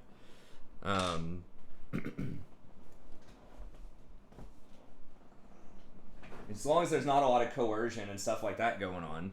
I mean, like, people think it's, like, gross or, like, they're taking advantage of girls. I'm like, you don't have to be old to take advantage of girls. I mean, there's plenty of, like, young guys that will also take advantage of young women, right? But then they don't get paid. So, I don't know. I think it's a strategic thing that some women do, and some people are just attracted to different things. I mean, some people like the old dudes for whatever reason, man. That's just, I don't know, man. I'm sure Sammy will come back around, even if he doesn't play League that much. He's taken a break from League before for like 6 months or something, or maybe even a year. I don't remember. But he, sometimes he just goes in and out and does different stuff. I feel confident he'll come back to us. He likes the community a lot.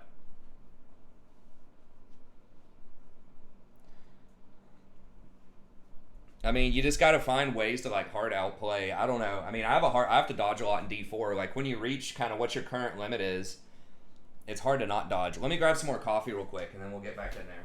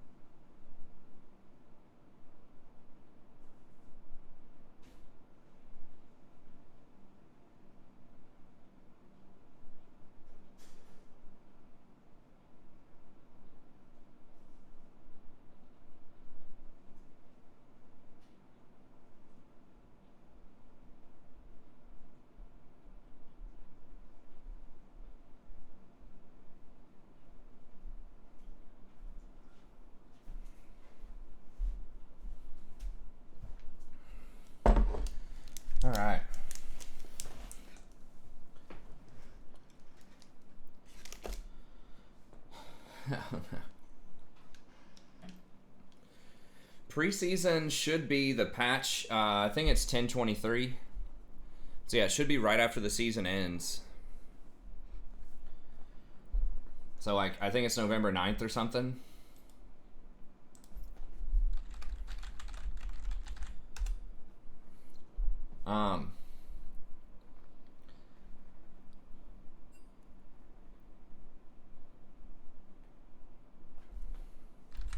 Okay, we'll just wait on him.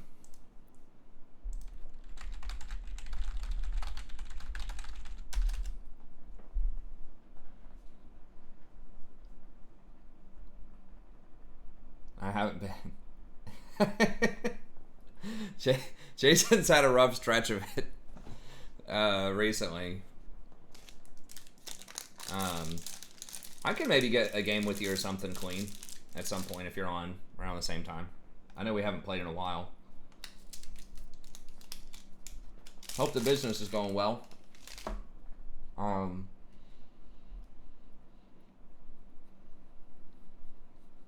Mountain Blade.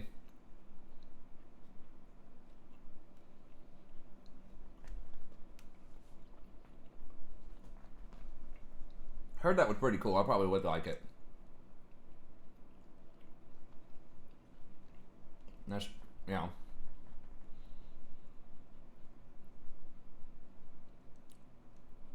What's up, DM? Good to see you, buddy.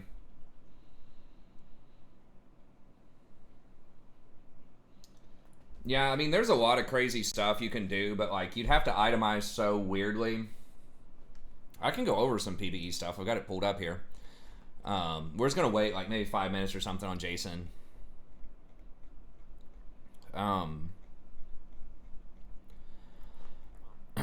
But yeah, to get like 100% or to get 50% CDR, you need like 100 spell haste. That means you have to have like, I mean, like every item would have to have a lot of haste, and there's a lot of key items that are really good that don't have spell haste. So like with Thresh, you could get Locket, which would give you 25.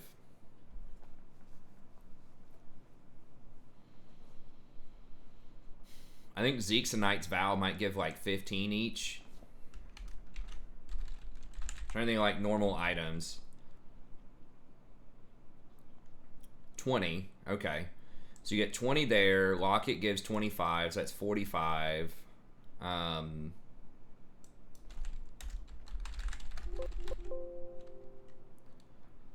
Knight's Vow has 10, so that's 55. I think you get 15 off of boots. That'll get you to 70.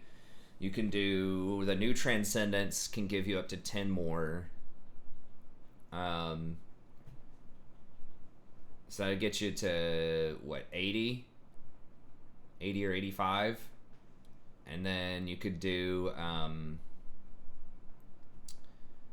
Inspiration. Inspiration doesn't do, no, it does do normal CDR. It doesn't do, I don't think, item CDR anymore.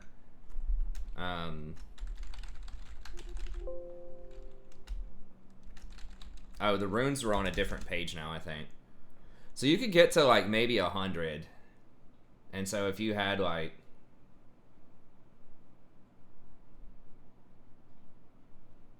I'd have to like make you a mod to just put a space where the link is.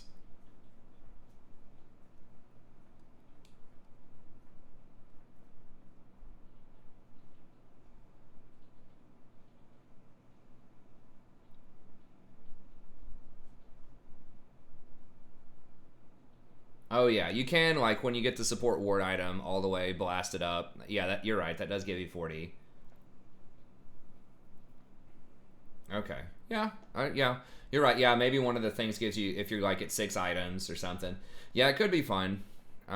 What's the, like, hook gets down to what, 12? And then if you hook somebody, it's 3 seconds, I think. So you'd have to get it down. I guess if you got, you'd have to get like 75% CDR or something, which would be like 200 haste, 300 haste, maybe. I think 200 would be the absolute upper limit, and I think that's 66%. But yeah, it could be fun. So there's a lot of crazy CDR type of builds out there.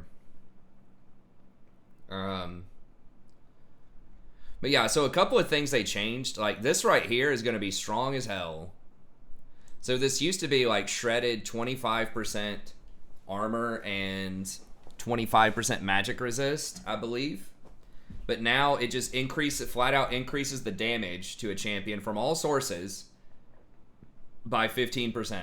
So I think that's more than 25% shred in a lot of circumstances. Maybe not against like super heavily armored target, but against squishies, I'm almost positive it's more. So yeah, that's a good item. And then what's the value on that? Those stats. It is very heavily indexed towards magic resist. So that means that if a lot of tanks really want to get this item, which they will, it's gonna be really bad for AP supports like your Zyras, your Luxes, Zeraths, things like that. It's gonna be rough because most tanks are gonna want this, I think. Because I mean, maybe I'm like being a little hyperbolic, but like if you CC a bunch of people in a team fight, like a Leona or a Nautilus or something, I mean, you're gonna light them up. So what? 350. Especially squishy champs, they're just gonna delete them. So that is 931 worth of health.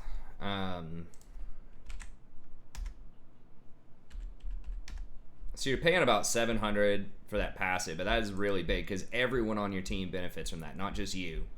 So that's like putting a Deathfire Grasp on everyone on your team that has no cooldown that can be applied to multiple targets. Like, the hell. Because like if someone takes Prowler's Claw or something too, which they changed Prowler Claw to make it even better, and you might even see Prowler's Claw on like Akali. I'm not sure exactly, but like you could even see this on like some hybrid damage like Akali or Katarina. Allows you to dash forward and you do 15% extra damage. Now that's just to the target that you dash on, but it did give like 30% armor pen, and now it's just a flat 15% extra damage. So I know Katarina, the lethality is a little weird still to put on a magic user, so probably not. I mean, obviously it's called Prowler's Claw. It's for someone like Rengar, but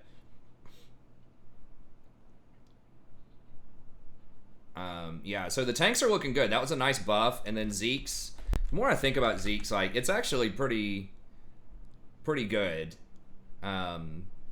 It did lose the resistances, but it got a little bit more haste, and now it's like, it's up basically all the time, so you don't have to wait on your ult. It does have health on it, though, instead of resistances, so it's got like 800 health, which is about the equivalent of 40 armor. So that's pretty, like, the old one gave 20 ability haste, I think is like 16 or 17 cooldown reduction. So that's like 70 armor. The old one gave 60 armor and 30 magic resist. So that's pretty decent. And then whenever you immobilize an enemy for your next for the next 4 seconds, your accomplices, so that's just your accomplice, but they deal like pretty good damage. So this combined with the other thing where they take 15% extra damage is a pretty good combo. And it scales with AP and percentage health now. So that's like more per hit on hit, especially if you have like a Gensu's user or something. That's more on hit than the normal Zeke's does, but normal Zeke's has that AoE thing also where the support does a lot of damage.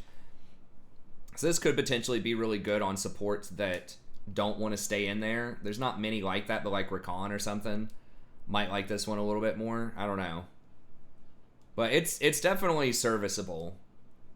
It's probably a little bit less damage overall. I'm not sure. Like, once again, it depends on the attack speed of your AD carry and whether they have Gensus and all that good stuff. But it's definitely serviceable. And it's up a lot more if you just run around and make plays without your ult.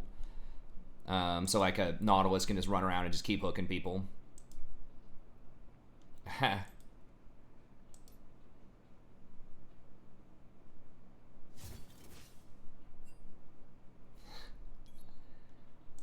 Yo, what up, what up? What up? So yeah, I mean, maybe tanks aren't. Oh, sorry. What were you saying? You ready to carry me or nothing. what, dude? Dude, I need you. Yeah, you're gonna bring the heat. Yeah, I saw you had a bit of a rough 24 hours there. Yes, I have. Well, that's all right. We'll get it back. Ardent is still in. The new support items are really good. Now they did nerf them a bit.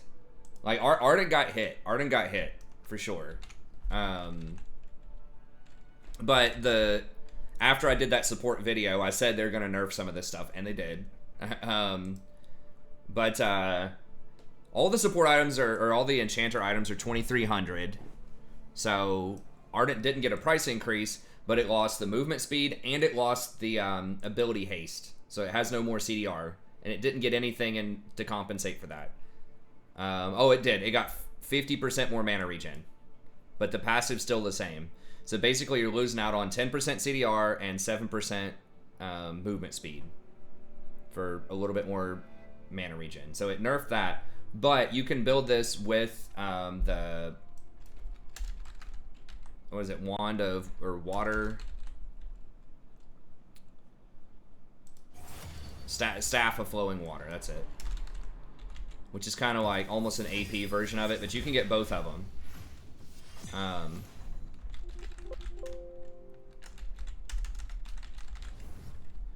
Staff of flowing water, which is almost the same thing. 10% heal and shield, 100 mana regen, 60 ability power, so no spell haste on it. Again, they moved it up to 2,300. It was 2,100. And the first time they previewed it had 150% base mana regen and it had 15% healing, but they nerfed that back. But it still has the stuff on it. So you can get both of those, but you're going to have less spell haste if you do that. So you can still get like 40 or 50 haste early game just off of like boots, runes, stuff like that, but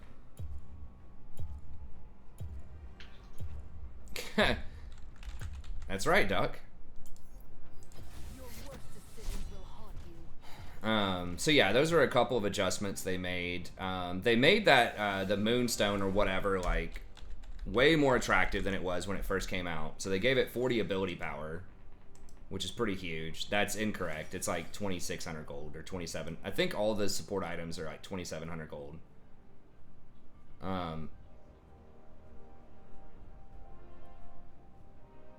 But yeah, they gave it 40 ability power. It used to have no ability power on it when it was first previewed.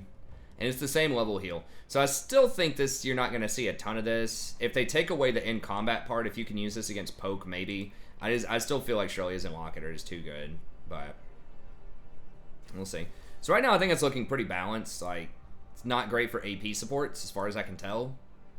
But enchanters and tanks pretty good. Yeah, it comes really late in the game. Most games are pretty much done by the time you get to level 13 as a support.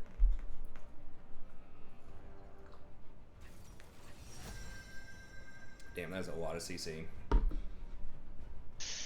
Yes, it is. Hell yeah. Let's go.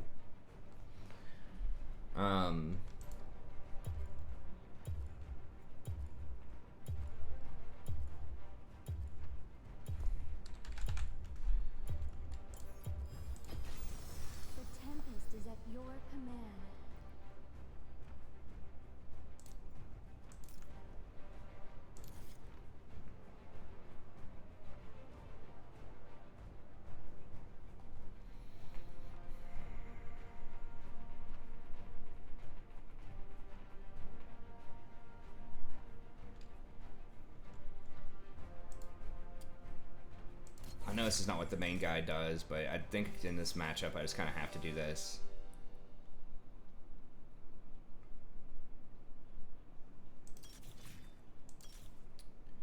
And then secondary,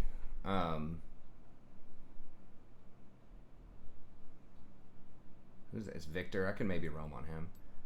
Highball collection.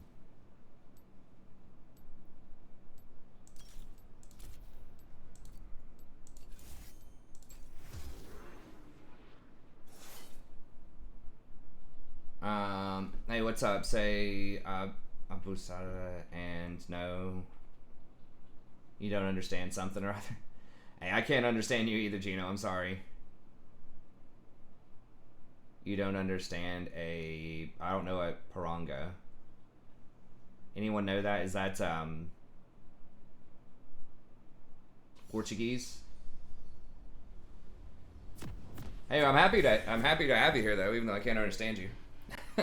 Maybe someone else who speaks Portuguese here can help you. I think that's Portuguese. So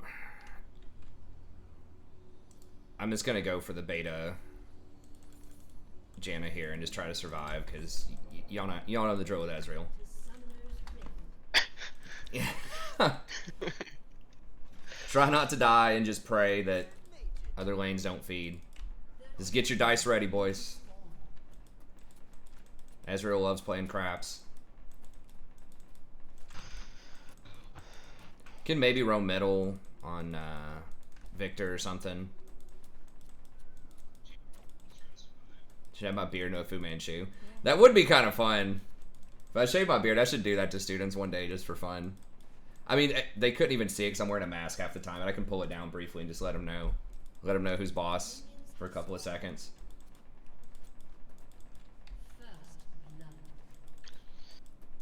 Well, I remember one time I did that for fun. Oh, that's cool. Quinn gets first blood. I did that at my my previous university one time, and there was a guy that like showed up to this faculty meeting. I had it like that for a faculty meeting, and he showed up for it, and it just like nobody even batted an eye. They're like, it's like this dude had been rocking it for like 40 years or something. It was no joke to him. He got off his Harley and walked into that faculty meeting.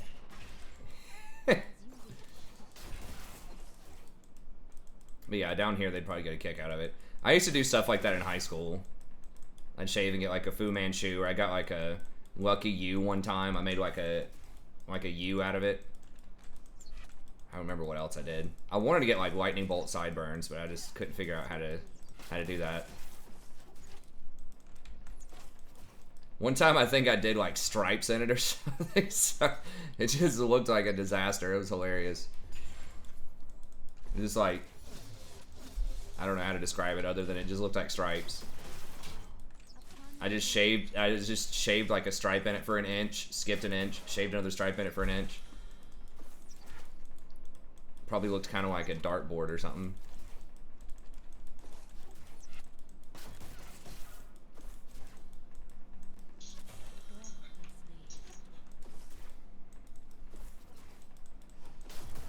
We're gonna have to rush Mikhail's here too. It's part of why I wanted to revitalize. It's gonna be a Mikhail's redemption kind of game, most likely.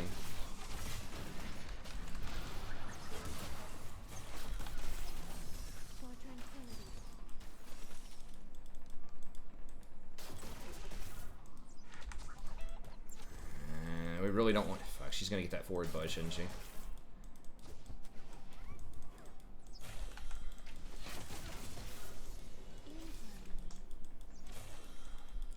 I gotta line up directly with him. Huh.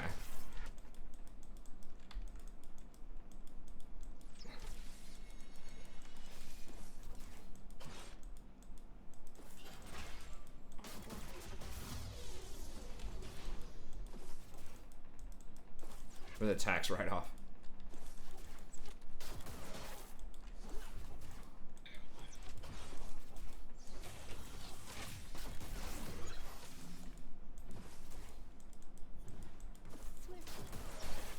They need to nerf Ashe's like base attack speed or something. Need to give her the Caitlyn treatment. She just does too much for how much damage she puts out, like how well she scales.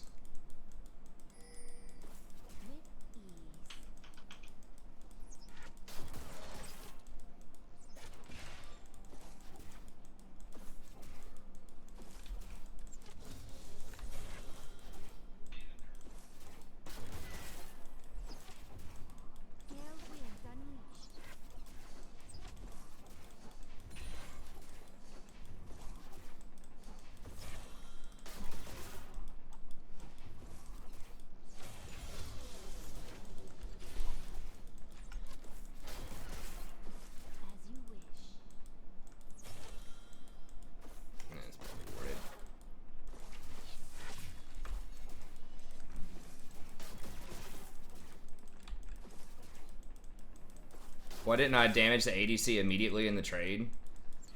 I mean, I could have. I was trying to damage the Leona to get the Leona to back off.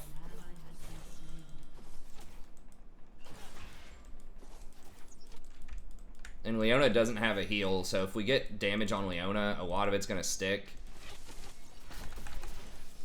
Which means it's less likely she'll be able to dash again. To go in again. Like, Ashe can heal it up with her Doran's Blade over time. I don't know. I don't think it really mattered too much. But I was trying to put as much damage as possible on the Leona to get her to stop, like, going.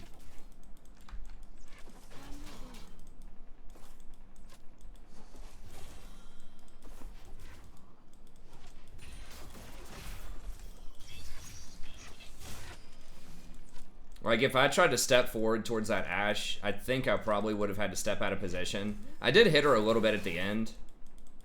But Ashe has such extreme range. And if I step up to hit her, then Leona could just, like, come back on me and Q me after that. I don't know. Like, right there, I was trying to W her, but she was so far away. It's like, it's hard because of the range.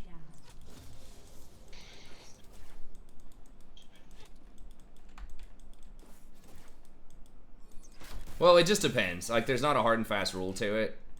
It's just, this is a terrible lane. Like, we're gonna get completely dumpstered in this lane, most likely, so... Like, if it was, like, Draven or something like that, and Leona engaged on Draven, I would probably go on the ADC, because I know we can kill him. But, like, I know there's no way we're gonna be able to win that trade, so I'm just trying to minimize the losses.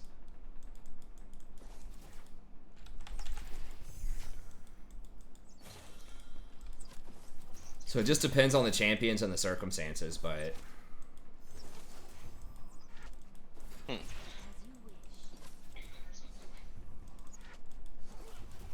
This is just like, it's really bad.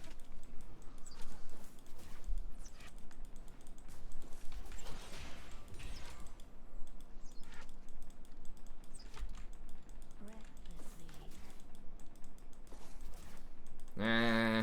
But he did not stay. Yeah. I mean, if they get really low, like if Ezreal just like starts hitting a bunch of Qs once he gets Sheen or something, maybe, but it's going to be extremely difficult to ever fight him without a gank. And Wukong's like a farm to 6 jungler at best. Never mind. Push this lane up, I'll try to come down there. Well, Vice down there, never mind. Yeah, they just get every dragon they want. They can go invade Wukong whenever they want. Hashtag Ezreal. And this guy's like not playing Ezreal like super poorly. It's just like we're not doing anything. This is exactly why you don't want to freeze outside your lane. Once again, I had someone trying to like debate that with me in the comments a few days ago to my video. He's like, no, freezing outside lane is great because then you totally control that side of the map. It's like, dude, it's literally the exact opposite.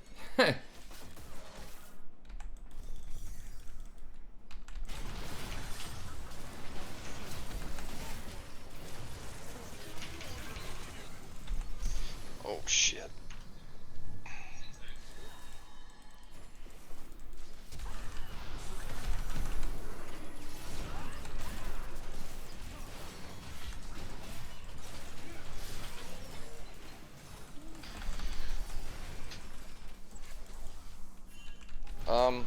As bad as I thought that was gonna go, I didn't die. Yeah, we managed to make it. Yeah. I mean, yeah, this is a textbook. I mean, we have to play the lane this way because Ezreal's just just a terrible pick. Unless you're like Ghost at Worlds, you're like the #1 player in the world or something on him, and you just want to play safe because you know everyone else on your team can carry you.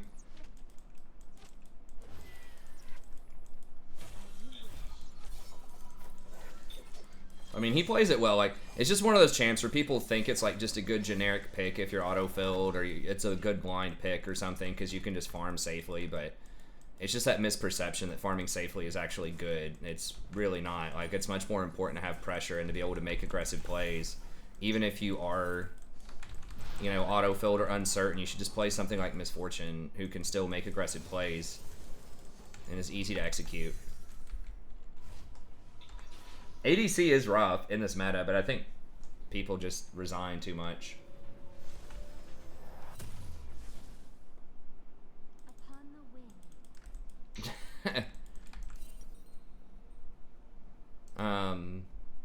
Yeah, I see what you mean, Duck.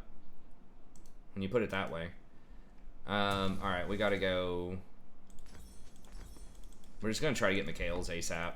I should have probably gone Ingenious Hunter here. I don't get that rune that often, but if I'm gonna go Mikhail's, probably Mikhail's Redemption Shirelia's, then I could get a lot of value out of that later on in the game. You didn't get invited to Worlds? Maybe the invitation just got lost in the mail.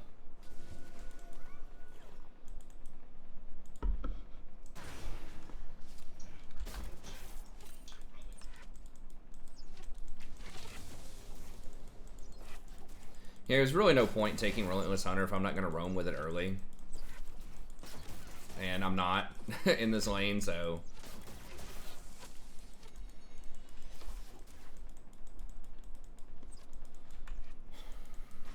we're just slowly bleeding out. I guess, Fiora is kind of... if I get arrowed right here, it's going to be bad. Yeah, Fiora's getting back in it.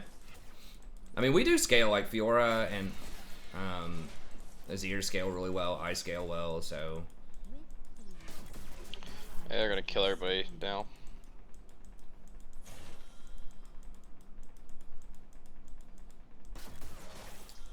I should have gotten that. Been too far back. That arrow was just so spooky.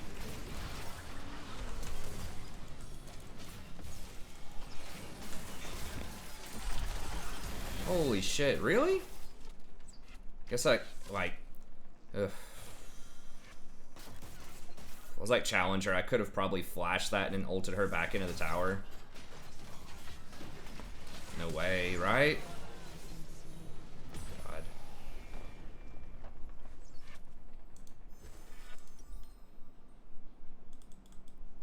I didn't think they were gonna go that hard. I could have flashed it early. I was too greedy with the flash, I guess.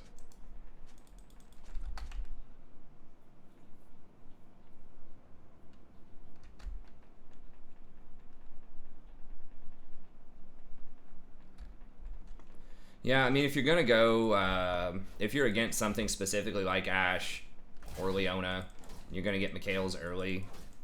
Then Redemption's really good with Mikhail's in general, and then Shirelia's is just a good item also. So if you're kind of going down that road, you can do it. It's just a lot of 80s or a lot of, you know, supports. A lot of enchanters want to go either Ardent Censer or Athenes, which don't get any value out of it, but it does affect your sweeper also. So you get a lot more sweeps, and if you combine it with Ghost Poro, it's probably the best vision control like setup.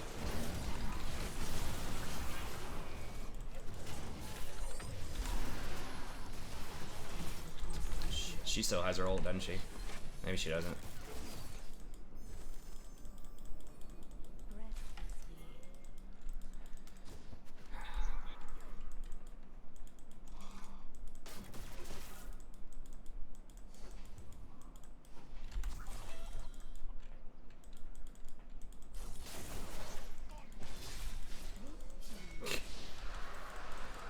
She just does not give a damn, because we don't do any damage. Oh,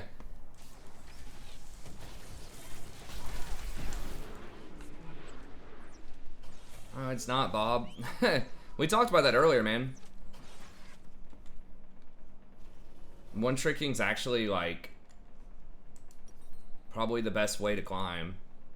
I mean, maybe you logged out, or you were double tabbed or looking at something else, but I kind of broke it down and pointed out, like, you know, a lot of high level challengers, including the number one person on EU West right now by several hundred elo is like a one trick Janna. Like literally every game is Janna. 421 games of Janna last time I looked. And a lot of top level people, you know, play like 1 to 3 champions. Like there's no reason to play diverse stuff if you don't have to. I actually talk about that a lot in my one-tricking video in general. So the more you play a champ, the you know, the better you're gonna get on it, just like anything else. So like you can play multiple stuff in climb, but usually having a small champion pool is best because you're gonna know all the matchups. Certain types of champs are better to one trick than others. I'm almost positive that's worded, man. Just buying time for Vi.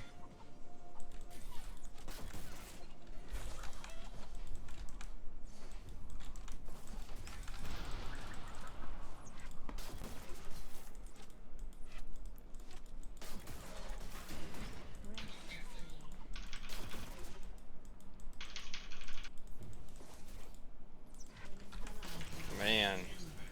No way. It's like the same premise behind why a lot of people professionalize in other, you know, professions, right? Why you don't just have a general practitioner doing your open heart surgery most of the time. It's not exactly the same analogy, but... Yeah, I mean, I feel you on that. It is nice to have diversity, right? So that you can, you know, play different counter matchups and stuff like that, and you're going to be a little more resilient in different kinds of metas. So we call not have ult? Dude, ult.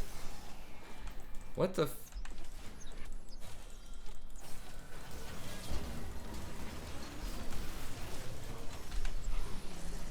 Why did he wait so long to ult? Jesus, we're dead, aren't we? I'm gonna get engaged on. Oh, she missed! Maybe there's hope. Nope, there's no hope. We probably should have dodged this. I could have dodged it for us.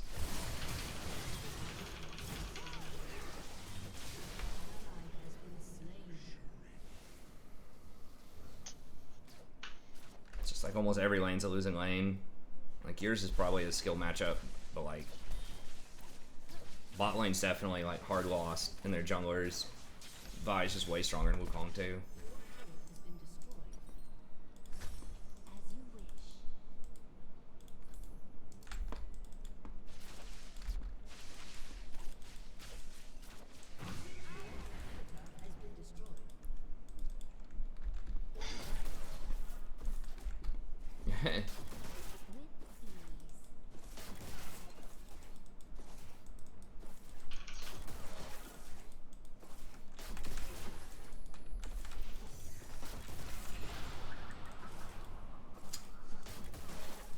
It's just, I mean, Ezreal's just so freaking. I mean, I say that like 50 times a night. That, I mean, that should practically be the logo on the channel, like a picture of Ezreal with like a no sign through it.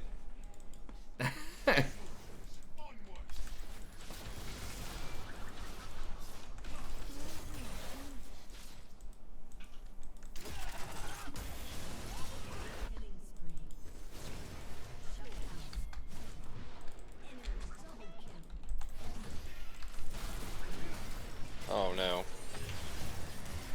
Dead, aren't I? Yeah. Leona Ashe is like arguably the best solo queue lane also. For the general population. Just a hell of a lot of CC and just a lot of damage.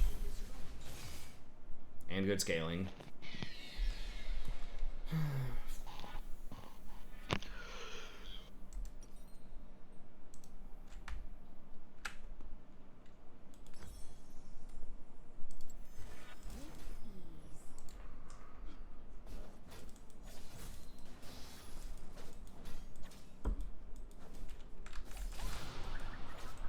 I mean, if you want, we can just try and surrender this and just try the next one. Sure, man. I'll get it at the 20. Yeah, I don't. This one's not happening. Yeah. I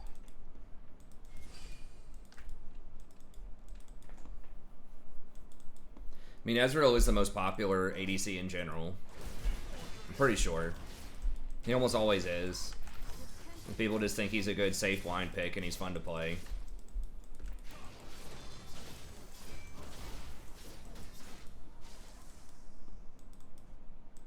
You don't have to worry about that pesky like positioning to keep up steady damage. You can just hang out in the back and just throw Qs.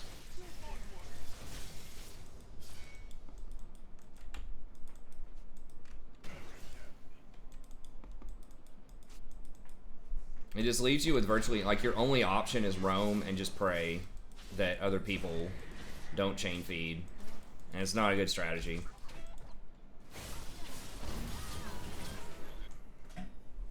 Because Leona can roam too. And if she catches me out open field with anybody else with a jungler or whatever, we die. You can get through support playing silver. Or playing support in silver. You just gotta dodge edge roll games and then play champs that engage. You play scaling stuff too, but...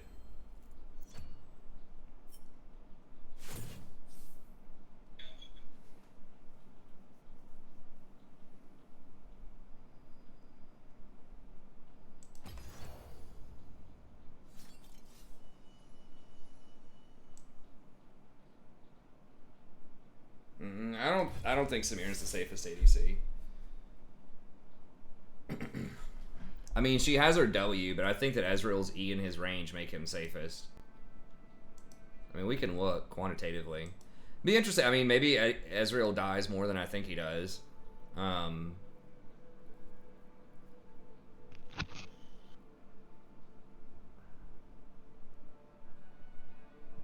Doesn't tell you KDA or anything.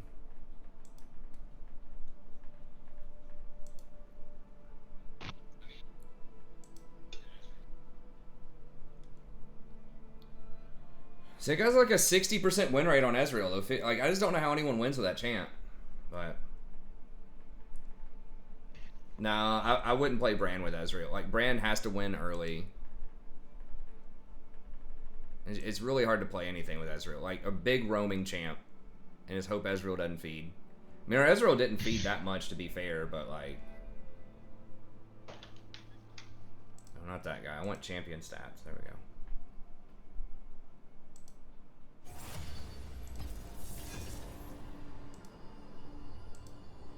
Actually, let me see.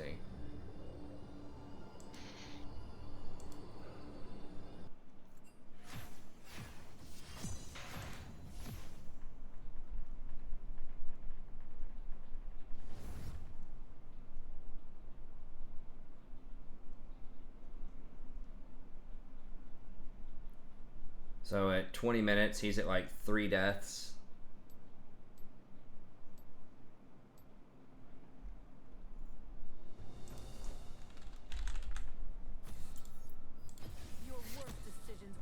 Like what, 3.3 or something deaths?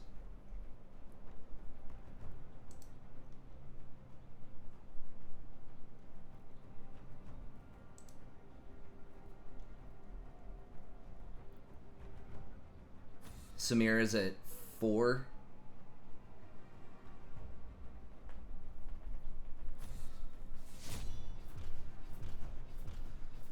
I think it'll block Leona's E. It blocks her little hook, but...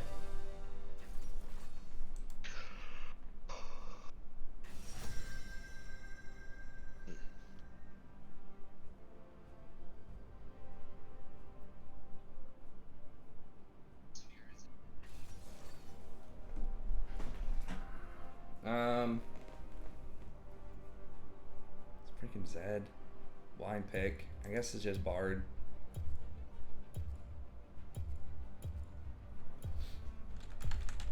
I kind of want to do Rakan to that, but I don't want to walk Rakan into Leona Ashe.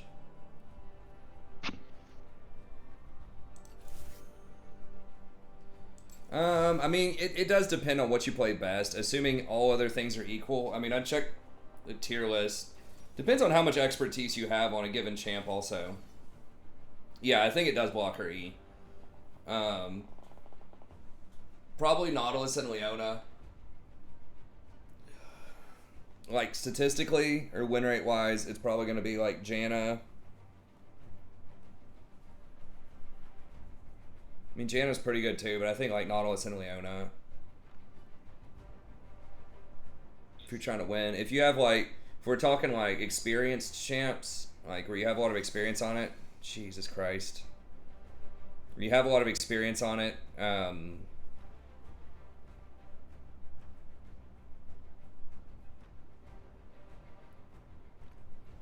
Probably like Bard.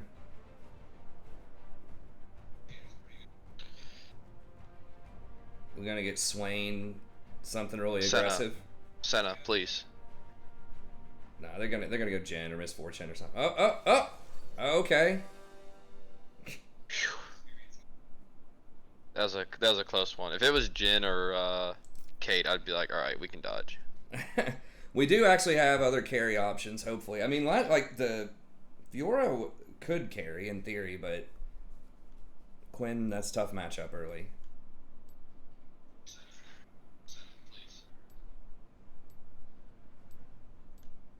I guess all that's fine. Well, the thing is, they could also pick easy in theory. That's the problem with like defense. If you're trying to ban something that's bad, that's really popular, it's like the enemy team could also pick it, and then it's just a free win. Yeah. So I've thought about banning Senna just because I don't like seeing Senna on my team. Yeah, and they're both pretty bad. We just need to ban Animune. Yeah. Yeah. Huh. It's like every time I have a Senna on my team, it's just like hard feeds.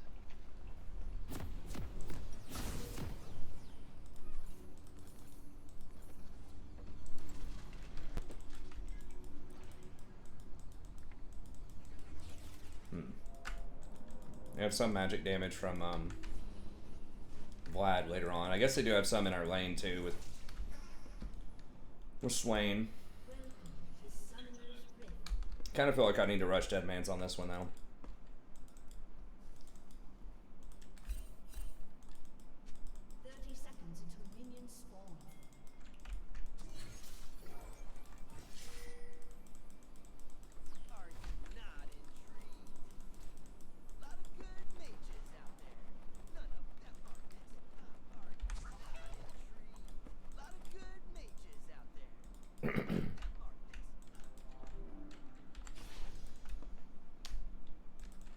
But they can't buff Ezreal because like he's still getting played at Worlds. I think he still has a decent win rate.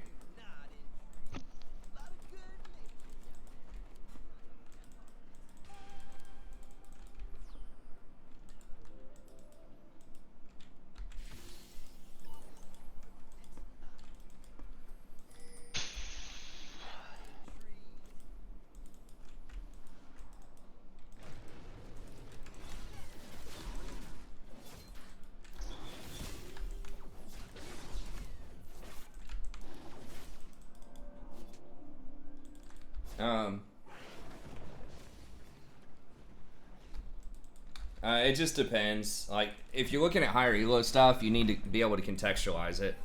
Know why certain things are getting played. I would just look at your elo. If you're trying to like get some ideas. I usually look at like Platinum.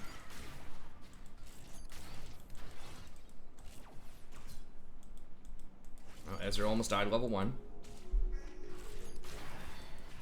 Not surprised. Nah.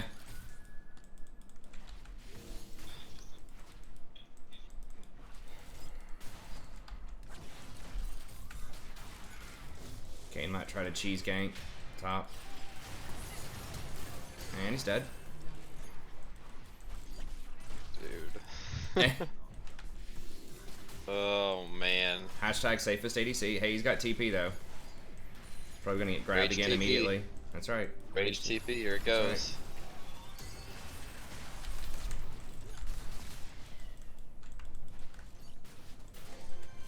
Okay. I mean, the thing, like, I would probably like Senna a little bit better than Ezra. Like, at least Senna has CC. I mean, yeah. I mean, they both don't do that much damage early, but at least Senna has CC. Has her ult, like, she's got a heal. She's got a little bit more utility. Still not great. Oh, God.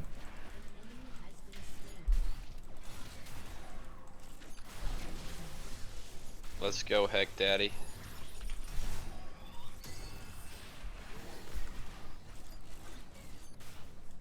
And you get Hecarim fed.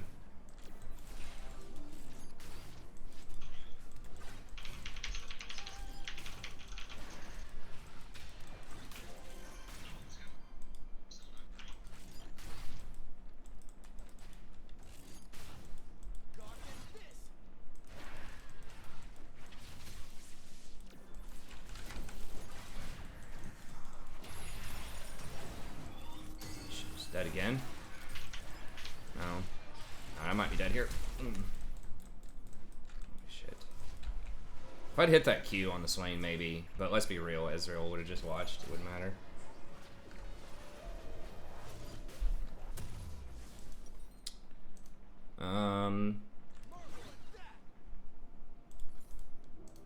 Get boots.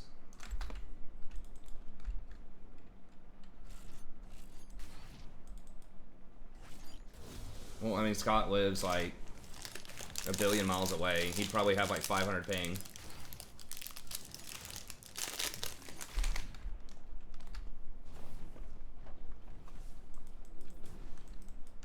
No, Scott's Challenger, I think.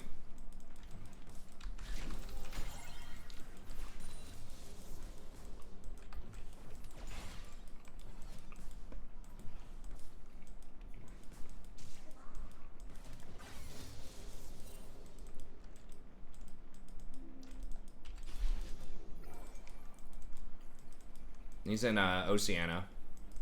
So like the Australia, New Zealand server.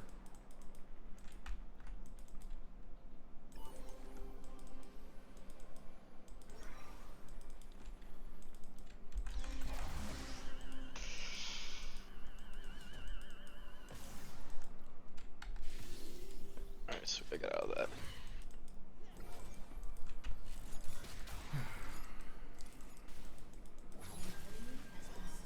Heck yeah.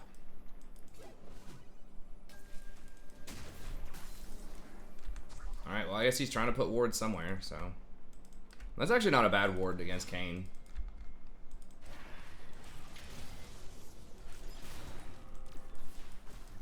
Okay, can we like...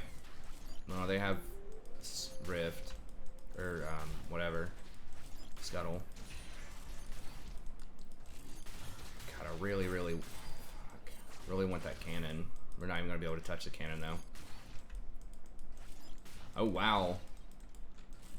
Vlad has 8 CS. Yeah. Okay, nice. That's exactly what we need to see.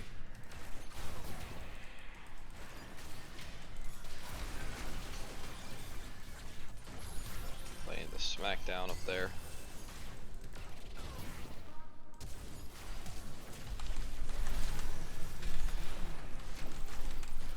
Gonna die. Fucking hell. It's so bad. I might actually literally ban Ezreal. They're gonna pick Morgana every time, but I don't know. Like, I'm so tempted to do it. It's so bad.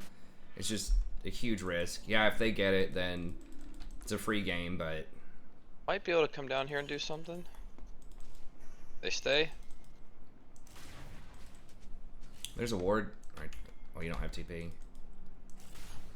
they're probably gonna back.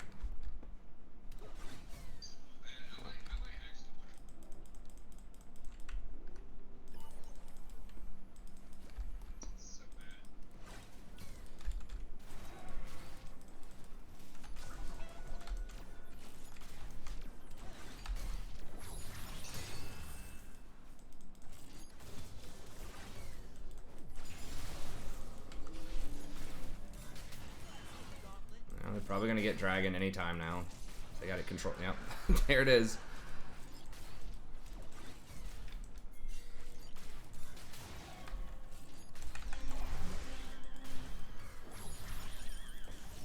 Hecarim, you don't like tunnels?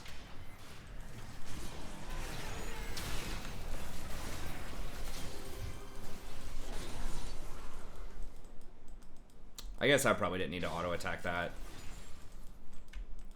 Could have given it to Hecarim, but I don't know why she didn't flash out. Maybe she used her flash earlier to chase Ezreal and I just didn't see it. Didn't ping it.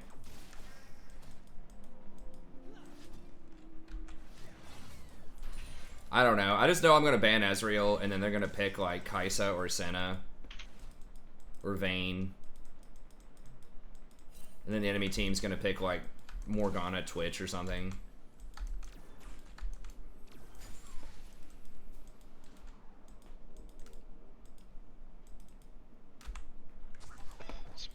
Morgana, like, if they can't have Morgana, I can at least kind of make plays, like, around other people later on. It's just like, Morgana stops me from even engaging in team fights later in the game.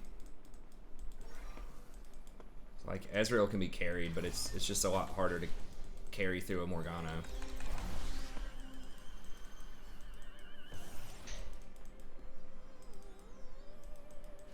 Like, I'd rather have a feeding Ezreal where I'm able to do stuff than, like, a Morgana where I can't do anything for a lot of the game.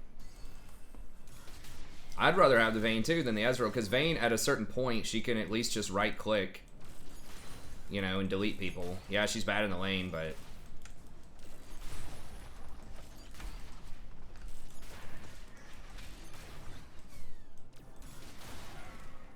maybe Hecarim comes back down in a little bit.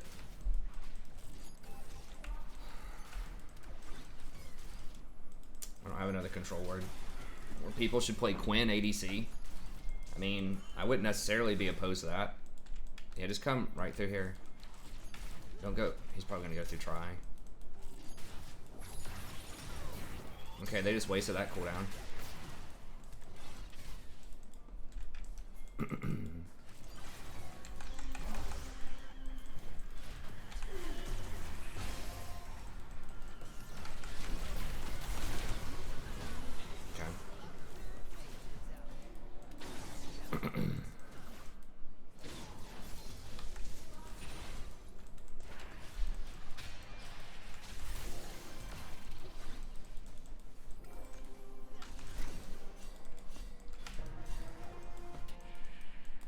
We need to roll out.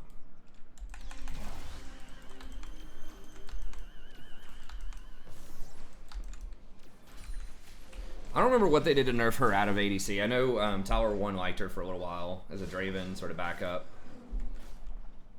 It's a little bit late on that Hecarim engage. Hopefully he doesn't get destroyed. Alright, we'll go with this. And then, I guess...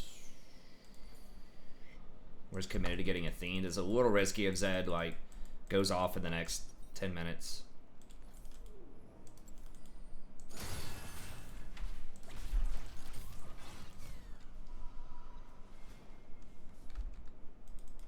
I'm not there.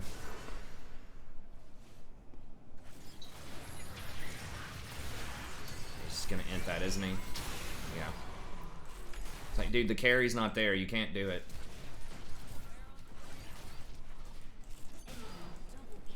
AKA me, and now they're gonna get tower. Said maybe roaming down. Yeah, he probably is. Oh.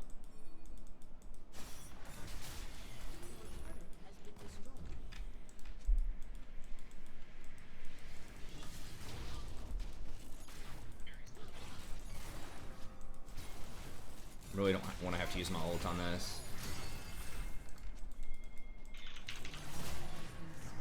Should die too. Oh my gosh, no way. Oh, okay.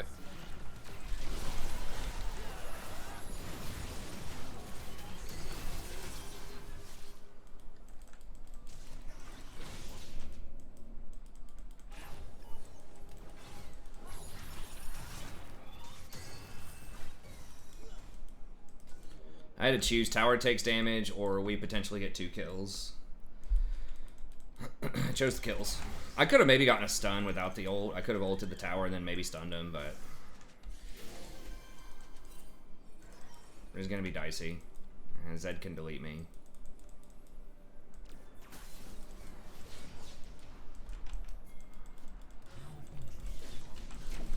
Shit. He had a good sidestep there. It's gonna be bad. Yeah, they're all just dead.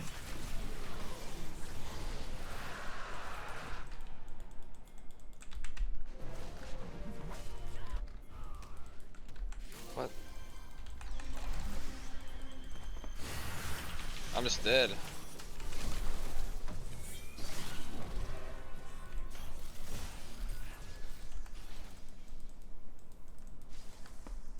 Turret plating will soon fall.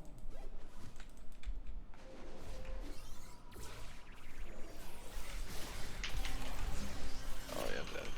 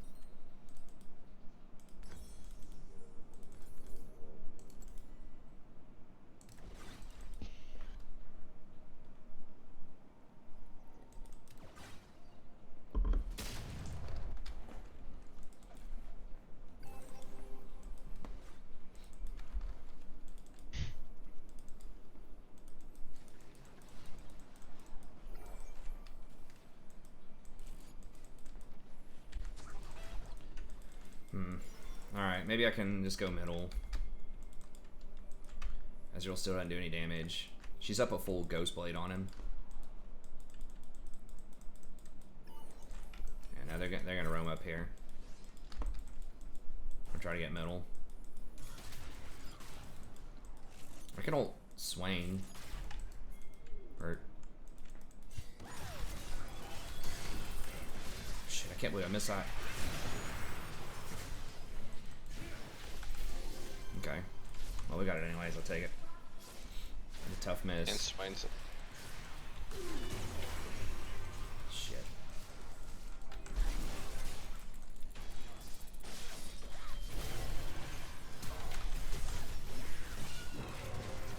This dude's going hard.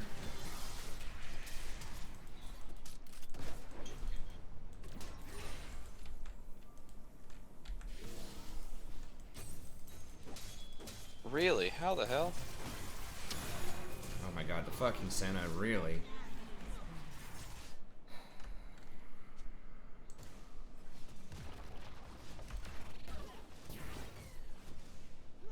I want to ping like Ghostblade, Man Immune, and then ping Ezreal's Man Immune, but I'm not going to. Damn it, I knew I was going to be rough. As soon as I commit to going Athenes and try to help out, then Zed gets 4 kills and Senna gets 4 kills. It's like instantly punished for not going Dead Man's Plate.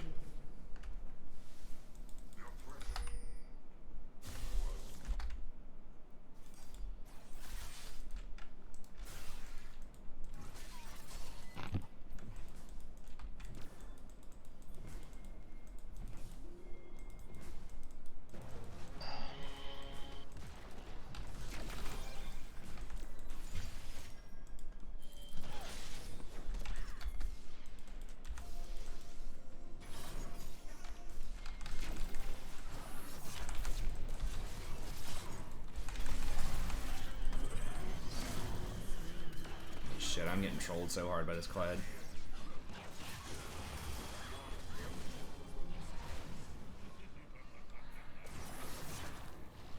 What the hell's going on? These guys are kiting him so hard. Meanwhile, bot lane. Yep. Wait, where's Ezreal? Oh, he rotated up. Alright, I'm gonna spawn in a couple minutes. Or in a couple seconds here. I got ult. Oh, they backed up. Probably gonna go middle.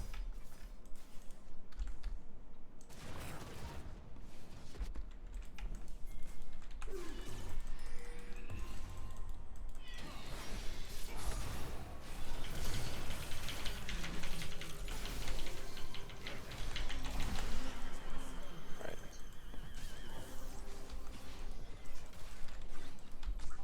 Did they get Rift?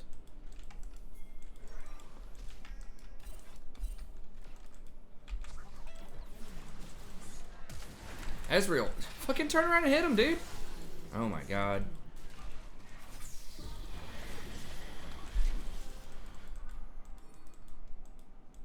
Your turret has been destroyed. They got Rift too after all that fighting and posturing.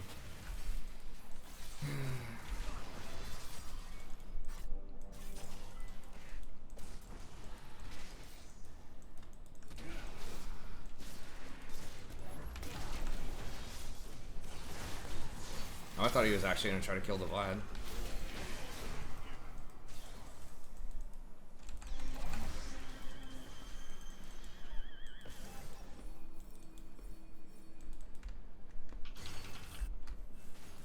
Dude, I'm not gonna FF because the enemy got a Rift.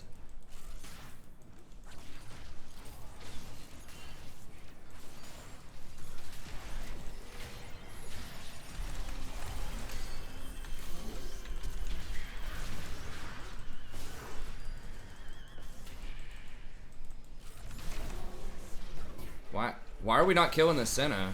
Wait, what? Who's he even chasing? He get faked out that bad? Okay, well, they're all dead, right? Okay. Alright, well, they did a stupid ass chase, got punished, hopefully. Zed gets that. Has been destroyed. I'll have to go there. Okay.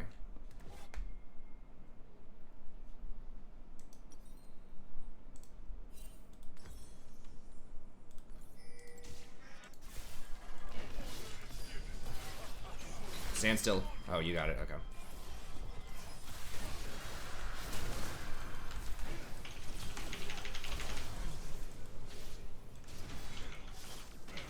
I was gonna ult you. You got your own hourglass. So. Yeah.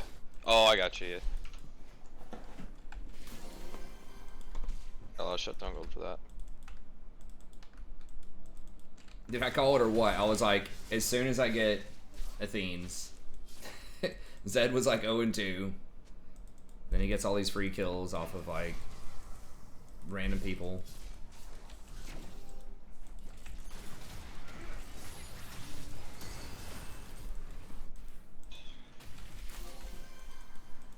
I got all up in 15. Zed's not here. We might be able to fight this. Yeah. Ezreal's probably got what 110 AD right now. He has more than I thought. 189. Got a bunch of sapphire crystals. All right, let's go.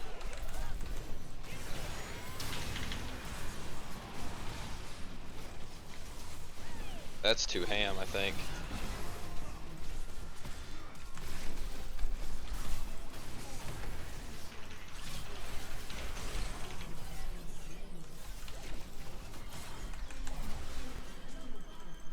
Holy shit.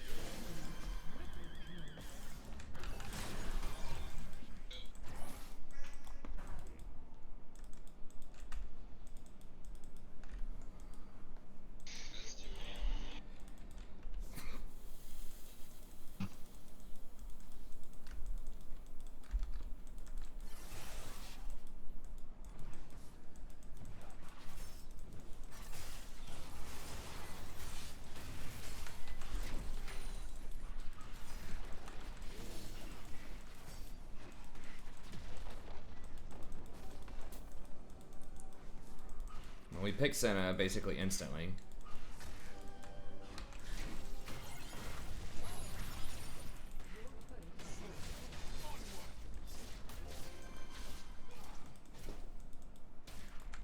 I think this need to make Azir's cooldown like 30 seconds on his ult. Yeah, they do. Eh.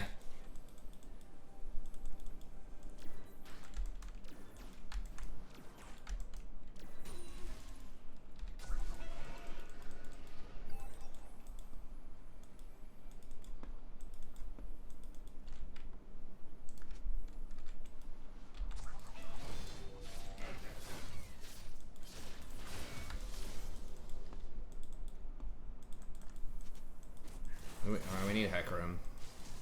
Or somebody, or Kled.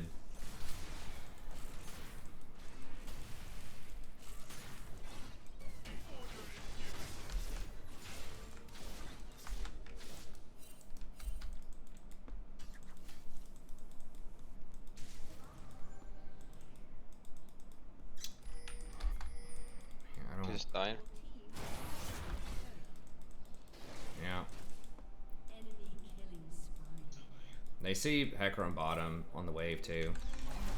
Maybe we can. It's so hard to get Zed.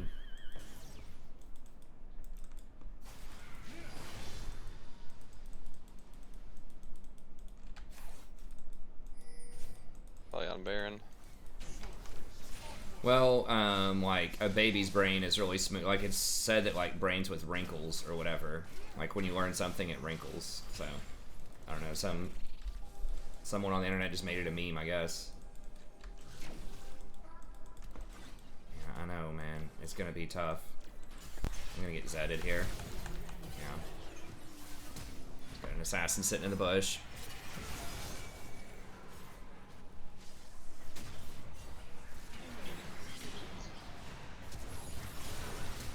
It's like Bard, just randomly ult the Baron for max range.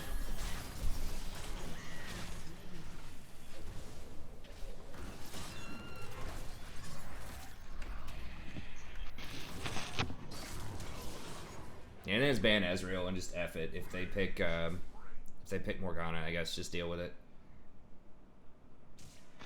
Man. I won the previous 2 games. They were like pretty straightforward. Tonight, Man, I don't know. it's probably me, dude. I don't know. Well, I mean, you're not the one picking Ezreal. True.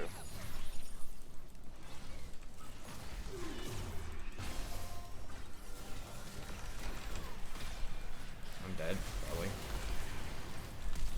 Still dead. Maybe I make it. Okay.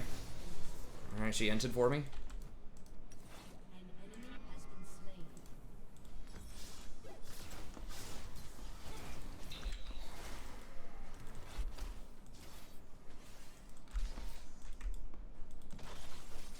God, this Vlad is such like a beta build too. Like, what kind of build? He does like no damage. Nope. It's just the Zed and the Senna just do so much.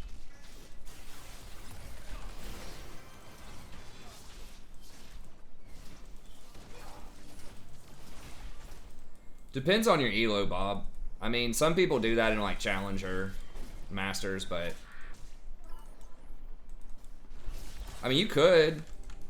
There's people that are like really toxic, but you got to keep in mind also that a lot of people, you know, have bad games every now and then. So you may have just caught them on like their worst game of the month potentially.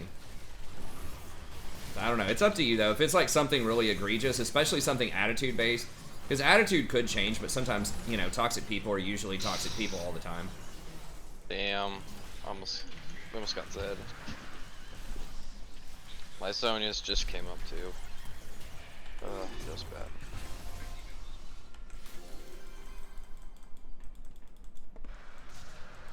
God, they're chasing me hard. Is Kane coming after me right now? No, he's gonna kill Ezreal probably.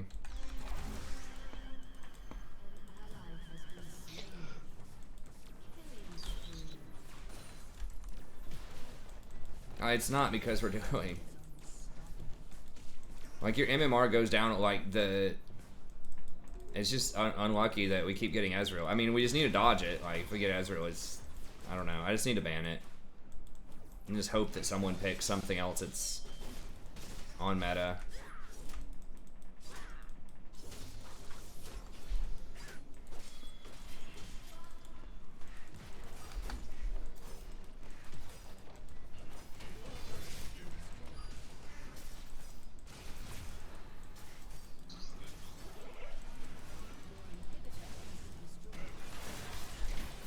I'm dead. Probably, yeah. I should have definitely done Dead Man's this game. Zed is such an obnoxious champ.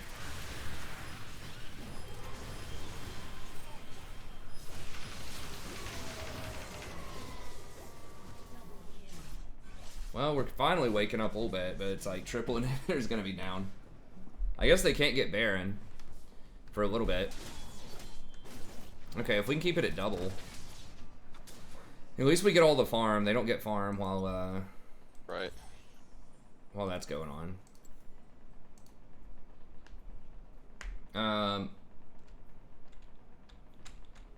Well, just a better thing to do would just be to wait. I mean, if you're in like gold or silver, I really don't think it's worth having like a dodge list for specific players until you maybe start getting to like high diamond or something, because you're just gonna run into so many different people. And it depends on what you're dodging. Like, once again, people just have bad games. You know, the vast majority of people are 50-50 players, so.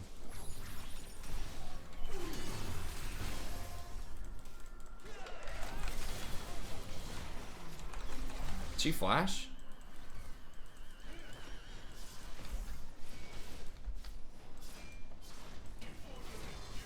You can check your teammates on Porofessor to see stuff about them, and I don't know if like writing down a list. I mean, it's up to you.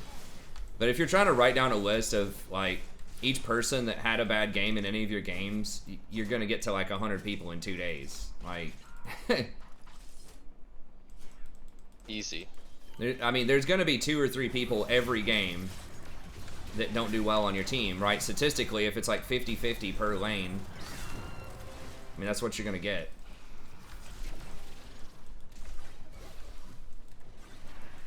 Am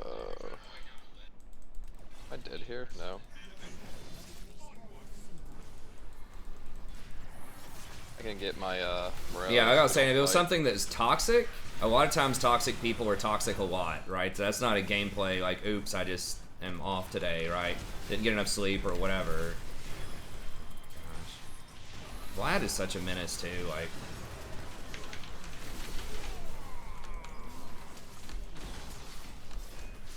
Yeah, we're getting our inhibitors back. Baron's up.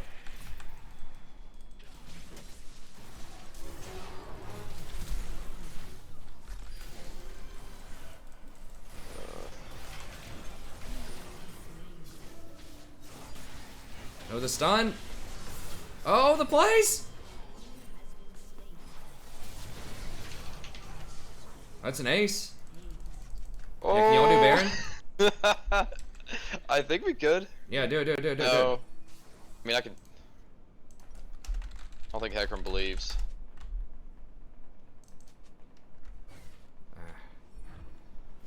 Well, I mean, I think we at least have to try, right? I don't know. We're winning these fights clean. Your turret has been destroyed.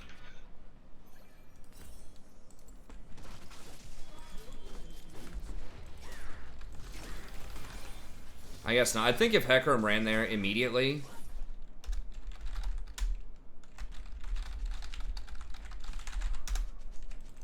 I don't know. I think if y'all ran there immediately, he was like 30 seconds too late.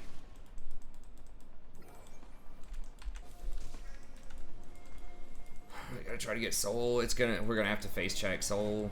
Oh god. Alright. Guess we're doing it.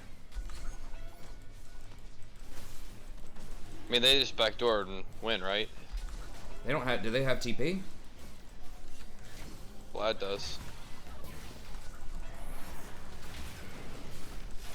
Are we in a position where I can?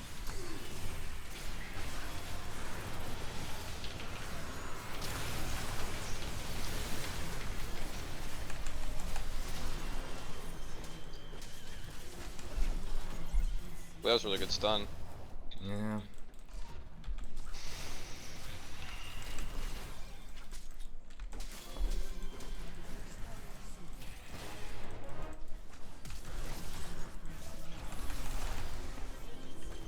I just didn't have the power.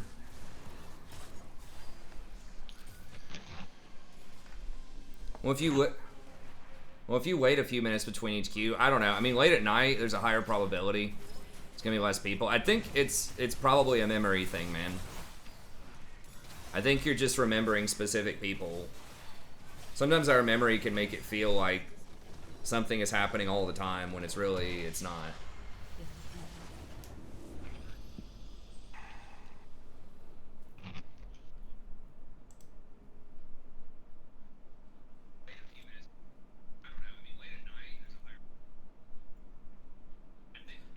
I mean, sometimes you see like similar people, but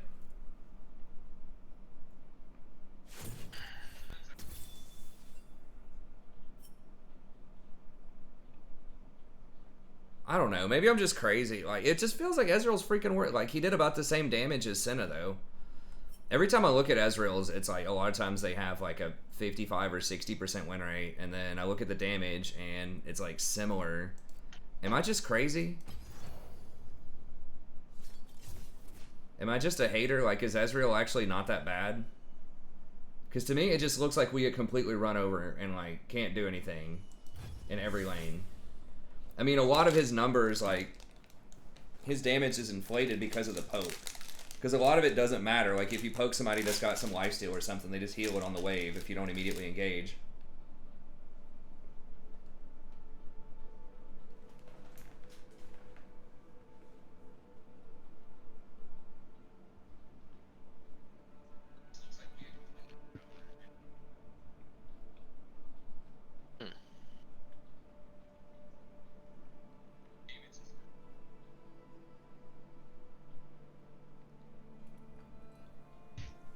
I mean, I just need to try to roam with him more, I guess. Just abandon him, but I feel like I need to be at least 6. Maybe I just need to play Leona or something and just... Or Nautilus and just 24/7 roam.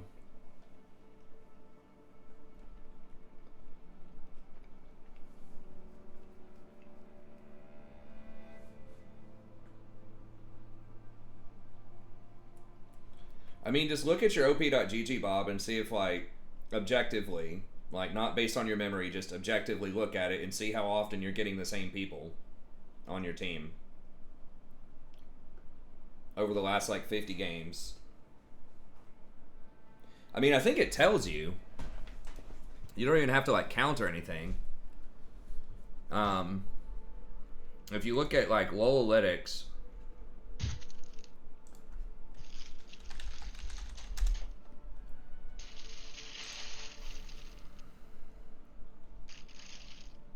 like, just look at Lolalytics. It'll tell you often plays with.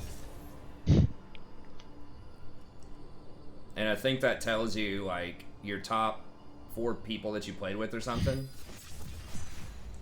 I don't know if you can go any deeper than that and see how many games you've had with different players. There's got to be some website that tells you that, other than just going through and, like, looking at the summoner names on op.gg and counting.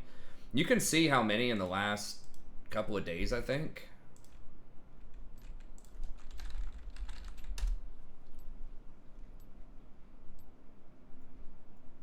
I don't know if it only tells you recent 10 games there.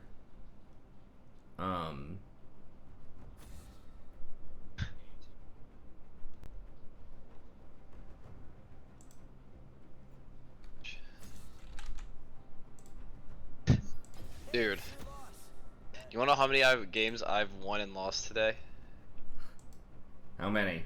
I don't even know if I want to say it, but I'm gonna say it anyway. I've won 3 and lost 14. I've gone 0-14 before. Oh my god.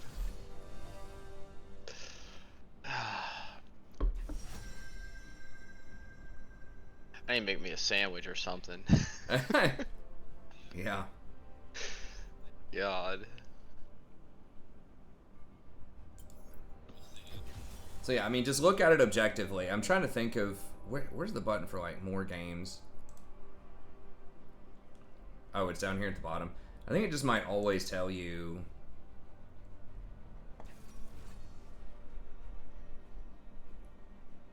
Yeah, it only tells you 10 games on this one. But Lolalytics might tell you that. I think, does Mobalytics? Was that the... God, their team looks insane already. Yeah. Oh, Ash Lulu. What are we going to... Let's take some bets. We getting Senna? We getting Kaisa? Which tier user is on your list, boys? Oh, man. You banned Ezreal. Place your bets. Oh, my God. Thank you, God. I didn't even realize you banned Ezreal. Holy shit. Banned him. I'm tired of it, dude. If we're gonna lose, we're gonna lose doing damage. I'm gonna lose getting to play sometime in the first 15 minutes of the game. I dig it.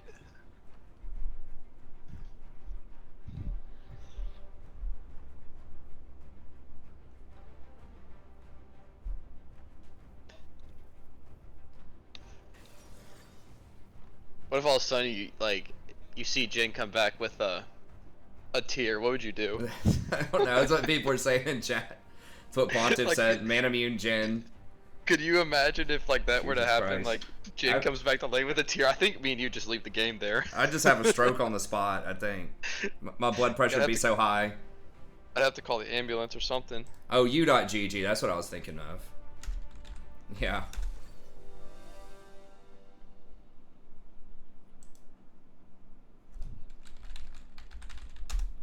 It's been a while since I've used u.gg.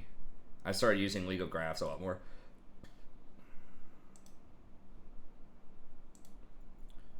Alright, what is against Lulu? Yeah, I'm probably gonna get poked. Got that. What's up, Flippy? Yeah, I mean, people are gonna ban you for that, dude. Like, you know, people are real serious about mental health. If you type KYS, like, you're definitely gonna. That's probably on their short list of words. I mean, that's almost like a legal issue at some point. Like, if Riot doesn't ban you or doesn't at least take a strong action about that, and you tell somebody to KYS and they do, like, their parents might be able to sue Riot or something like that. Oh yeah.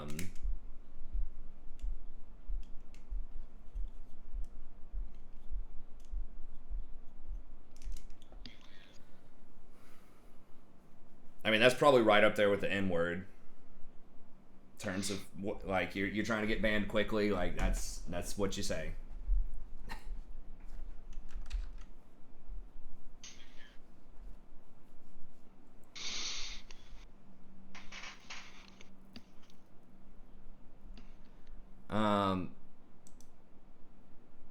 Champions. Does it? I don't know if it's gonna say people that I've played with duo. It says like duo champions, so like it's got some good stuff, but I don't know if it says like people that you played with. I'm sure there's probably something out there.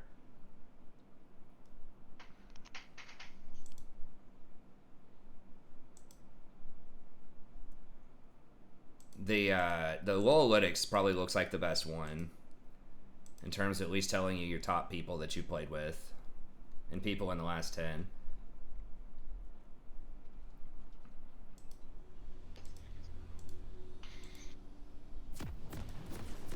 I mean, if you type anything, like if you type anything that could be negative, like you're opening yourself up to some type of discipline, right? Like there's not an acceptable amount of flame. From Hyatt's perspective, they're like, all right, you get 27 FUs in the chat before we ban you. Like, it's just going to be, it's just dependent on a lot of different situations. 30 seconds until minions spawn. Is Kassadin strong? I don't think Kassadin's that strong, like, in most matchups. Maybe in certain specific counter matchups, but I wouldn't blind pick him. Yeah, I agree. Anything that uses Tear of the Goddess in solo queue, with very few exceptions, I wouldn't do it. That gets mana immune. Some Seraph's users, like, it can still be pretty good, sort of, but like maybe Rise and Cassiopeia. Yeah, there are champs that have to get it, but they're just really not good right now. The vast majority. It's too slow. Like, the meta's really fast. I know, like, the official game times are like 25 to 30 minutes, but that's just because people don't know how to close the game a lot of the time. Like, a lot of times it's been decided by 15 to 20 minutes. And most people don't get their tier, stacked in solo queue until, like, 25 minutes. So pros can have it stacked in, like, 15 to 20. But playing with a tier Ezreal depends on the situation.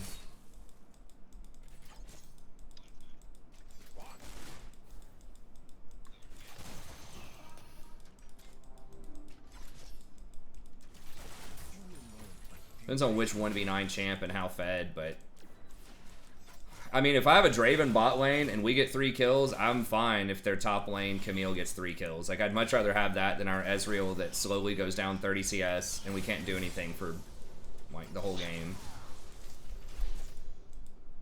And they take, like, the first 2 dragons.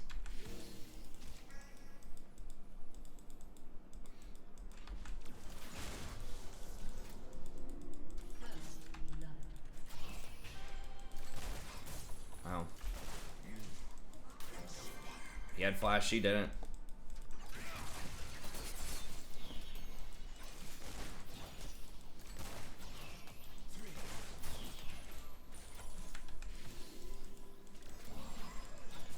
That's just so annoying to go against.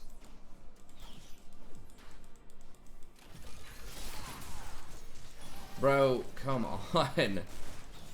Like, you see me sitting there with a charge?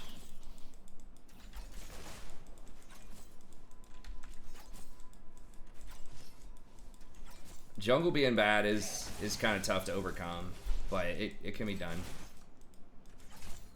I mean, having a Twitch that falls behind by 30 or 40 CS or something, I'm okay with that. Like, it's not great, but at least he does something at some point in the game, or like Vayne. Like, Ezreal's just a whole different beast. Like, you're never getting guaranteed power with Ezreal. It's always he has to hit his skill shots. You have to really leverage his safety.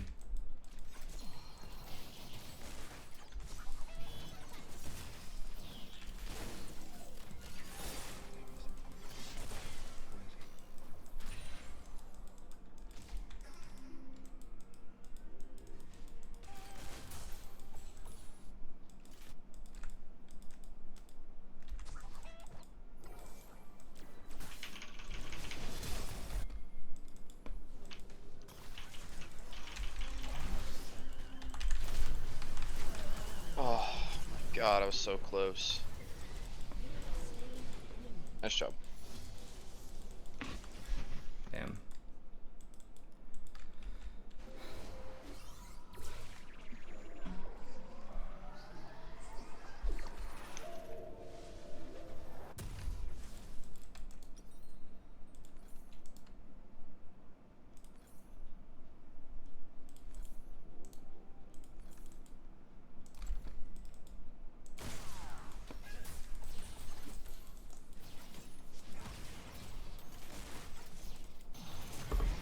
Well, yeah, if we're talking, would I rather have like an average Ezreal player or have the enemy Darius be 9-1? Yes, I would take the average Ezreal player if we're talking extremes.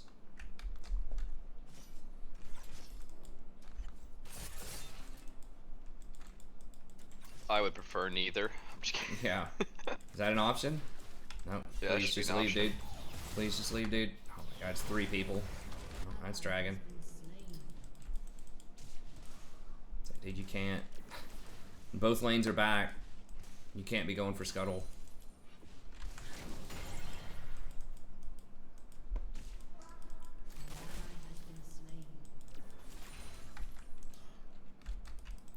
Top's probably over.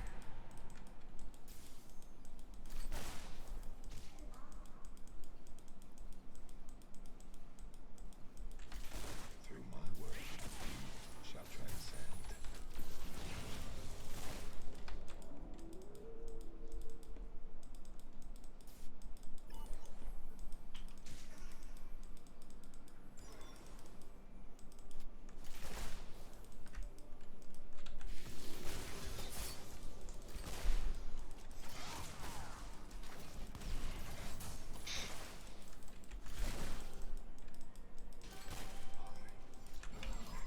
Don't know where the jungler is, bro.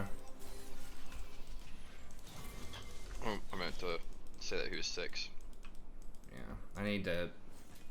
Please tell me he's not dead. You gotta wait, dude, because I gotta get wards down.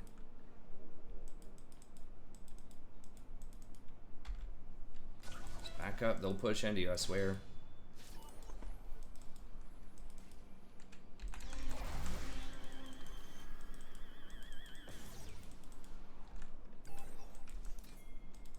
I'm coming down. Shut down. I'm coming. Okay. This is not warded right here. They have not warded. Okay. I'm gonna ult the Ashe. It's TP. Just back up. Dude, I just lagged out right there. Eh. Oh my god. Ugh. Now Lulu polyed you also. I think. Yep.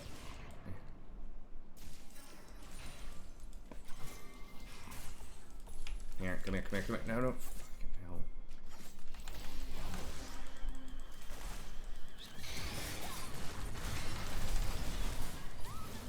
hell. Okay, well, we got something. That's good. Had to blow a lot for it, but we got it. Man, that was so rough.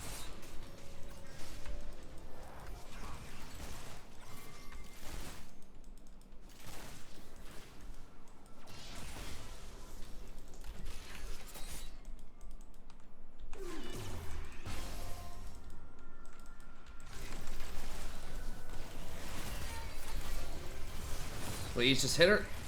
Okay. Jesus. I'm coming. Try and help you. I think I'll be alright. He's backing up.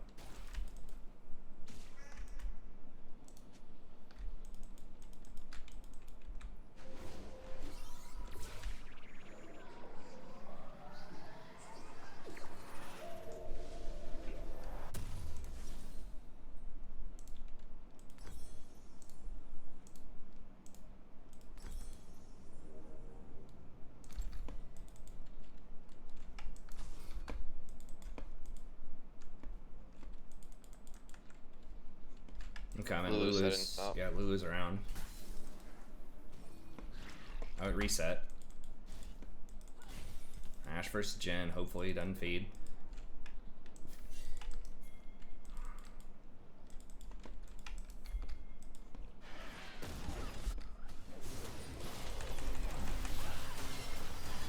Galio's coming. I'm following him.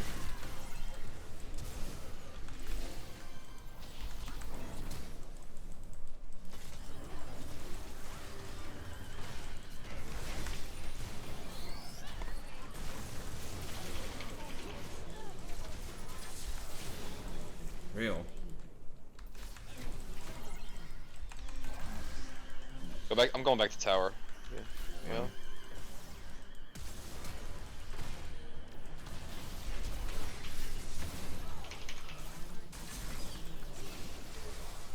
Oh my god, the fucking shield on that.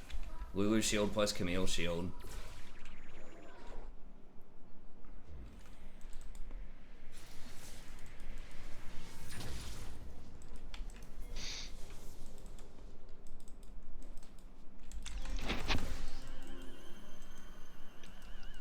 The hell? Did she flash?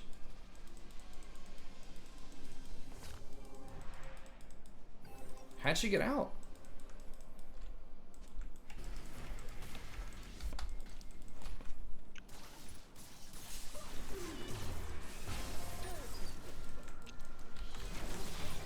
Oh, good job, Ash. Or Jen, sorry. Yeah. Know what I'm talking about.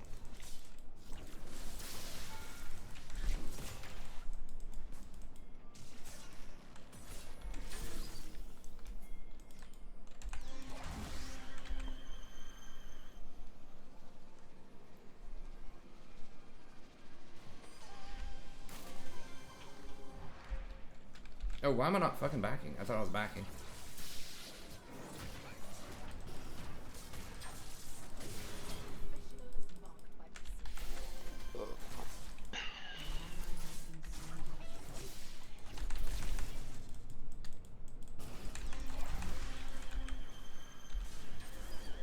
I thought I was backing before.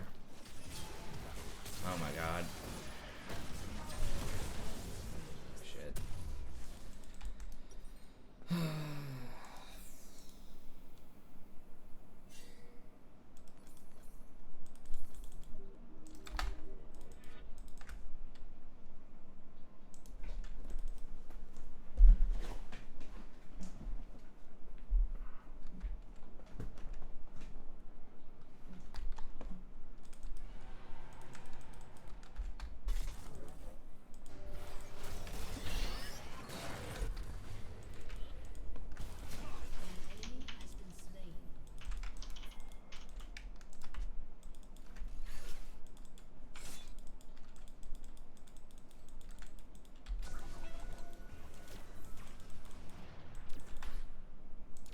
Ash arrow's coming up.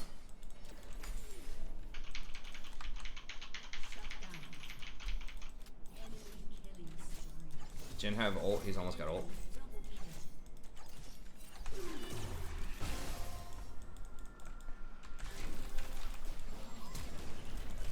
Okay, we got the flash.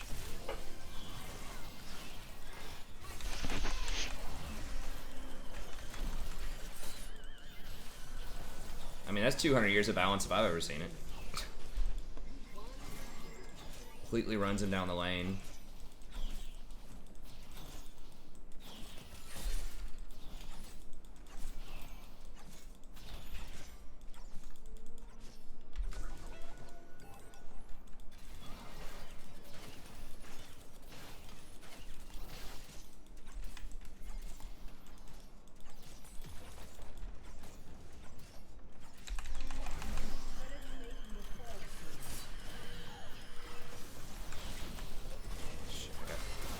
Freaking juked.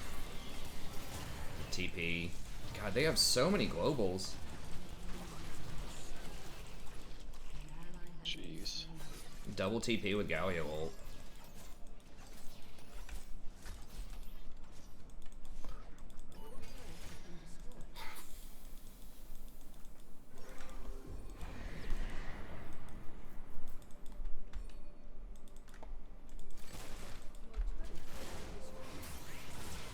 Leona's great if you get ahead early and you can force action.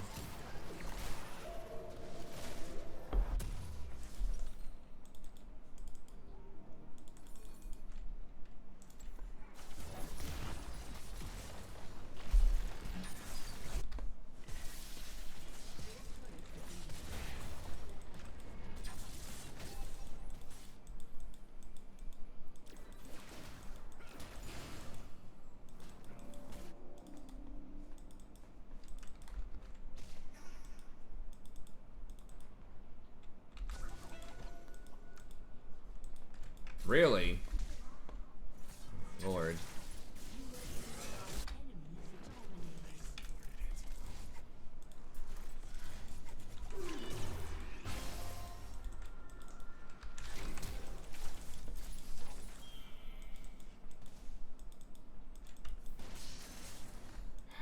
Jeez.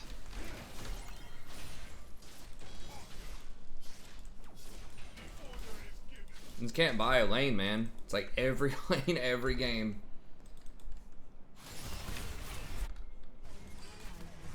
His Jin's doing better than the Ezreals of yore, I think, but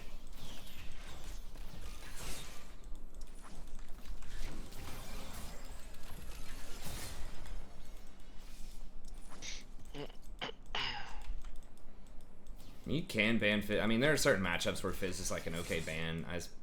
I don't know. I mean, he's a good champion.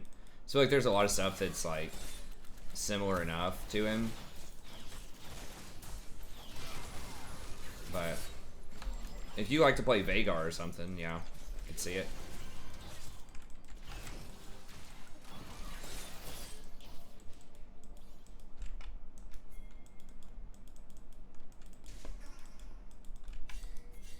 This is probably warded.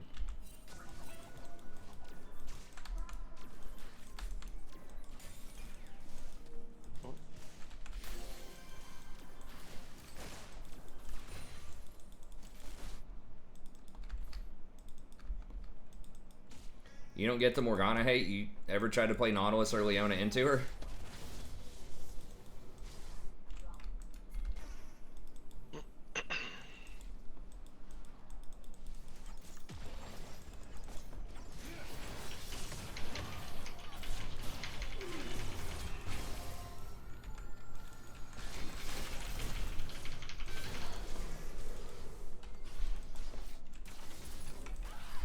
God, this is so clowny.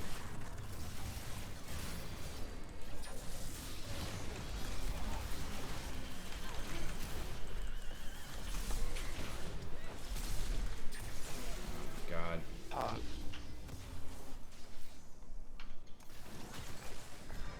Yeah, I mean, Fizz can be good. I don't know.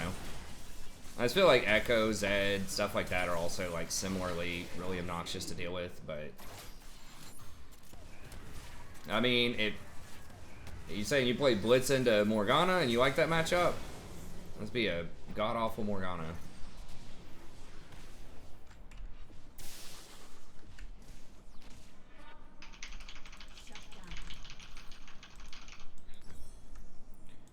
Like, stuff that's good into her, you know, if you can get a Mikhail's and you play an Enchanter and you just outscale her, like, that can work, but in this meta right now, like, picking something that doesn't have an engage is rough. And it's just, like, if they have a higher scaling team, she's very dicey. She's extreme. Like, sometimes she's really, like, worthless, and then sometimes she's really good. It just depends on which team has the higher, scaling. I'm gonna wait 300 gold to go get a death cap. And Okay, yeah. Sounds good.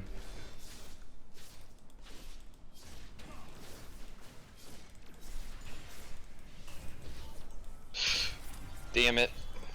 Oh, dude. Thank you. I got you covered.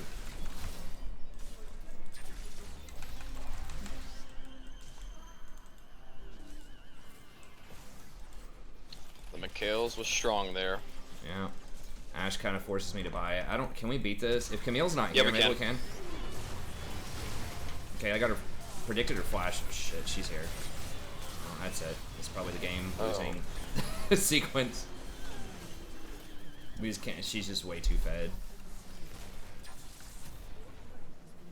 Damn, it was close. I mean, I can show you. It's not that hard. There's a like a 2-minute Nice video if you want a coaching session. You just download the file from your Riot folder, which is easy to find, and then you just email it to me. It's as a .raffle file.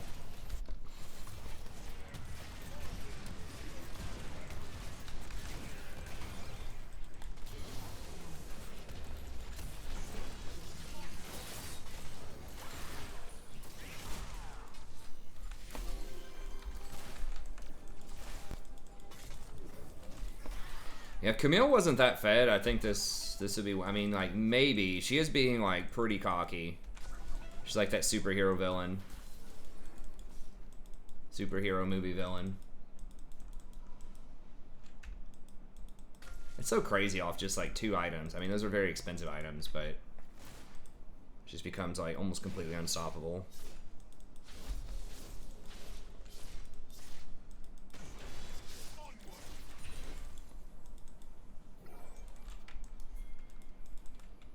Oh, I think he kills him here.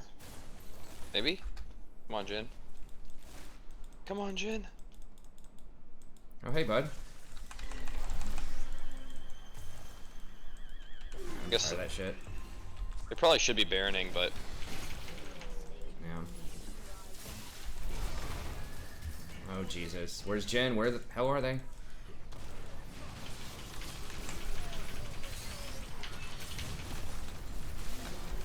God, the fucking Galio with that shit, dude.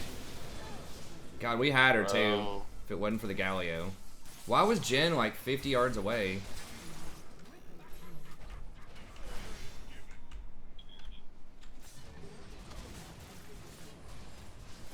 Oh yeah, they're gonna. You can take the player out of the Ezreal, but you can't take the Ezreal out of the player.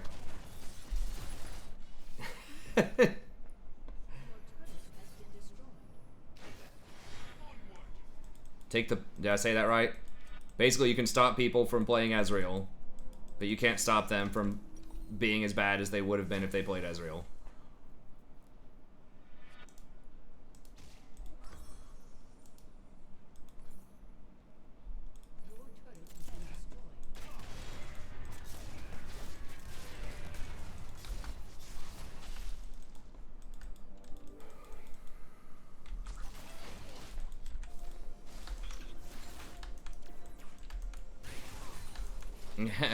Camille's a good one, Sammy. Good to see you again, man. She's getting a lot of attention at Worlds. It's possible she gets banned in the preseason, but I mean, in general, she's almost always a really good champ if you're good on her. I mean, she's routinely on my like one-trick list.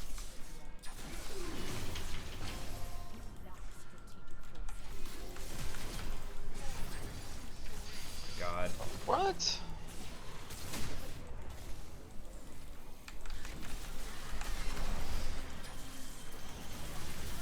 Please, can we kill her? Okay.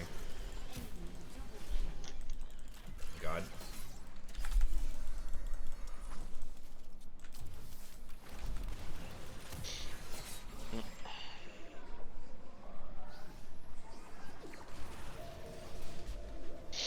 I do think that Shen's very good right now too, but Camille's also good. I'm up in like 5 seconds. Well, may not even matter.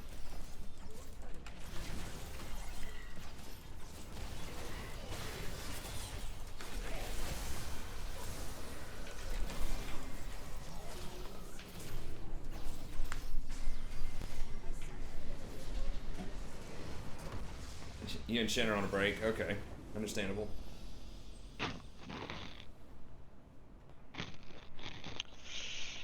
Man.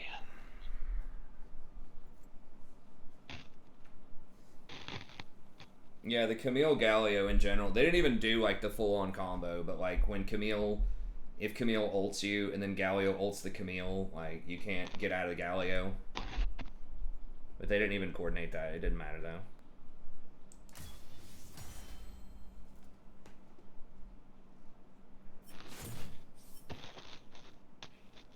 I'm probably not gonna go Lux. Yeah, I mean, dude, but like, you got her flash level 1. I don't know. I think Set should be able to win versus Camille, but all right, that's probably got to be it for me tonight. I got to get up and do some conferences in the morning. Yeah, I've dropped 2 divisions, so I gotta probably be done for a while. Yeah, I got to sleep on it for a little bit.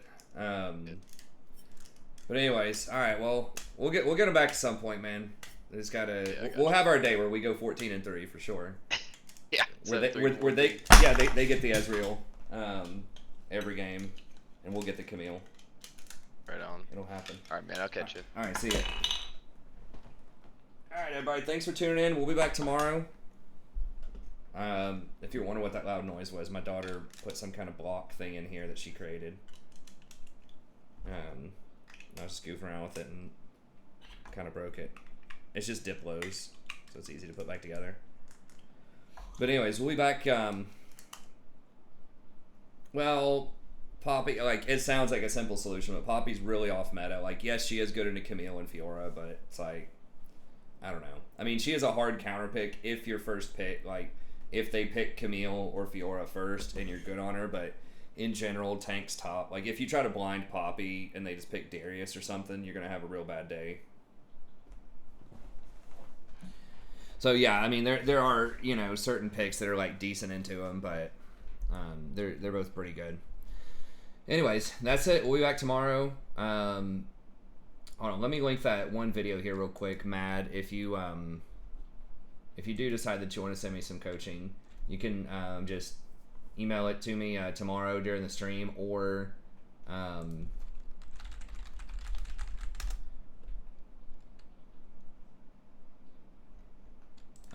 you can email it to me and I can do it off stream as well. Let me see.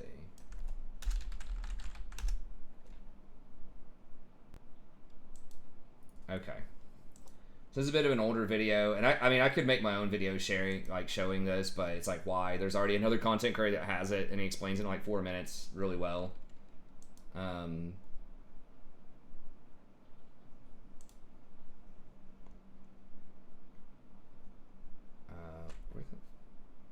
Oh, there it is.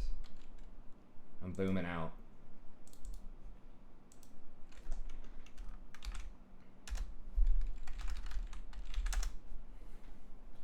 Okay, yeah, so check that out. He'll explain it. It's even just like the last 2 minutes or something of it. Basically, you just go into your League of Legends file, which should be pretty easy to locate once he explains it, and then you just download it, and that's it. You download it by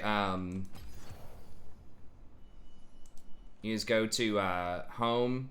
This is where you download it. Then you'll find it in your folder. So you just download it, matches, profile, match history. You just click this and it downloads it. So yeah, you just click on this. You can download it. It might show up in your downloads file, but it will also show up in your league folder. I guess let me just click on this and see if it shows up in my downloads. So you can click here to watch it, but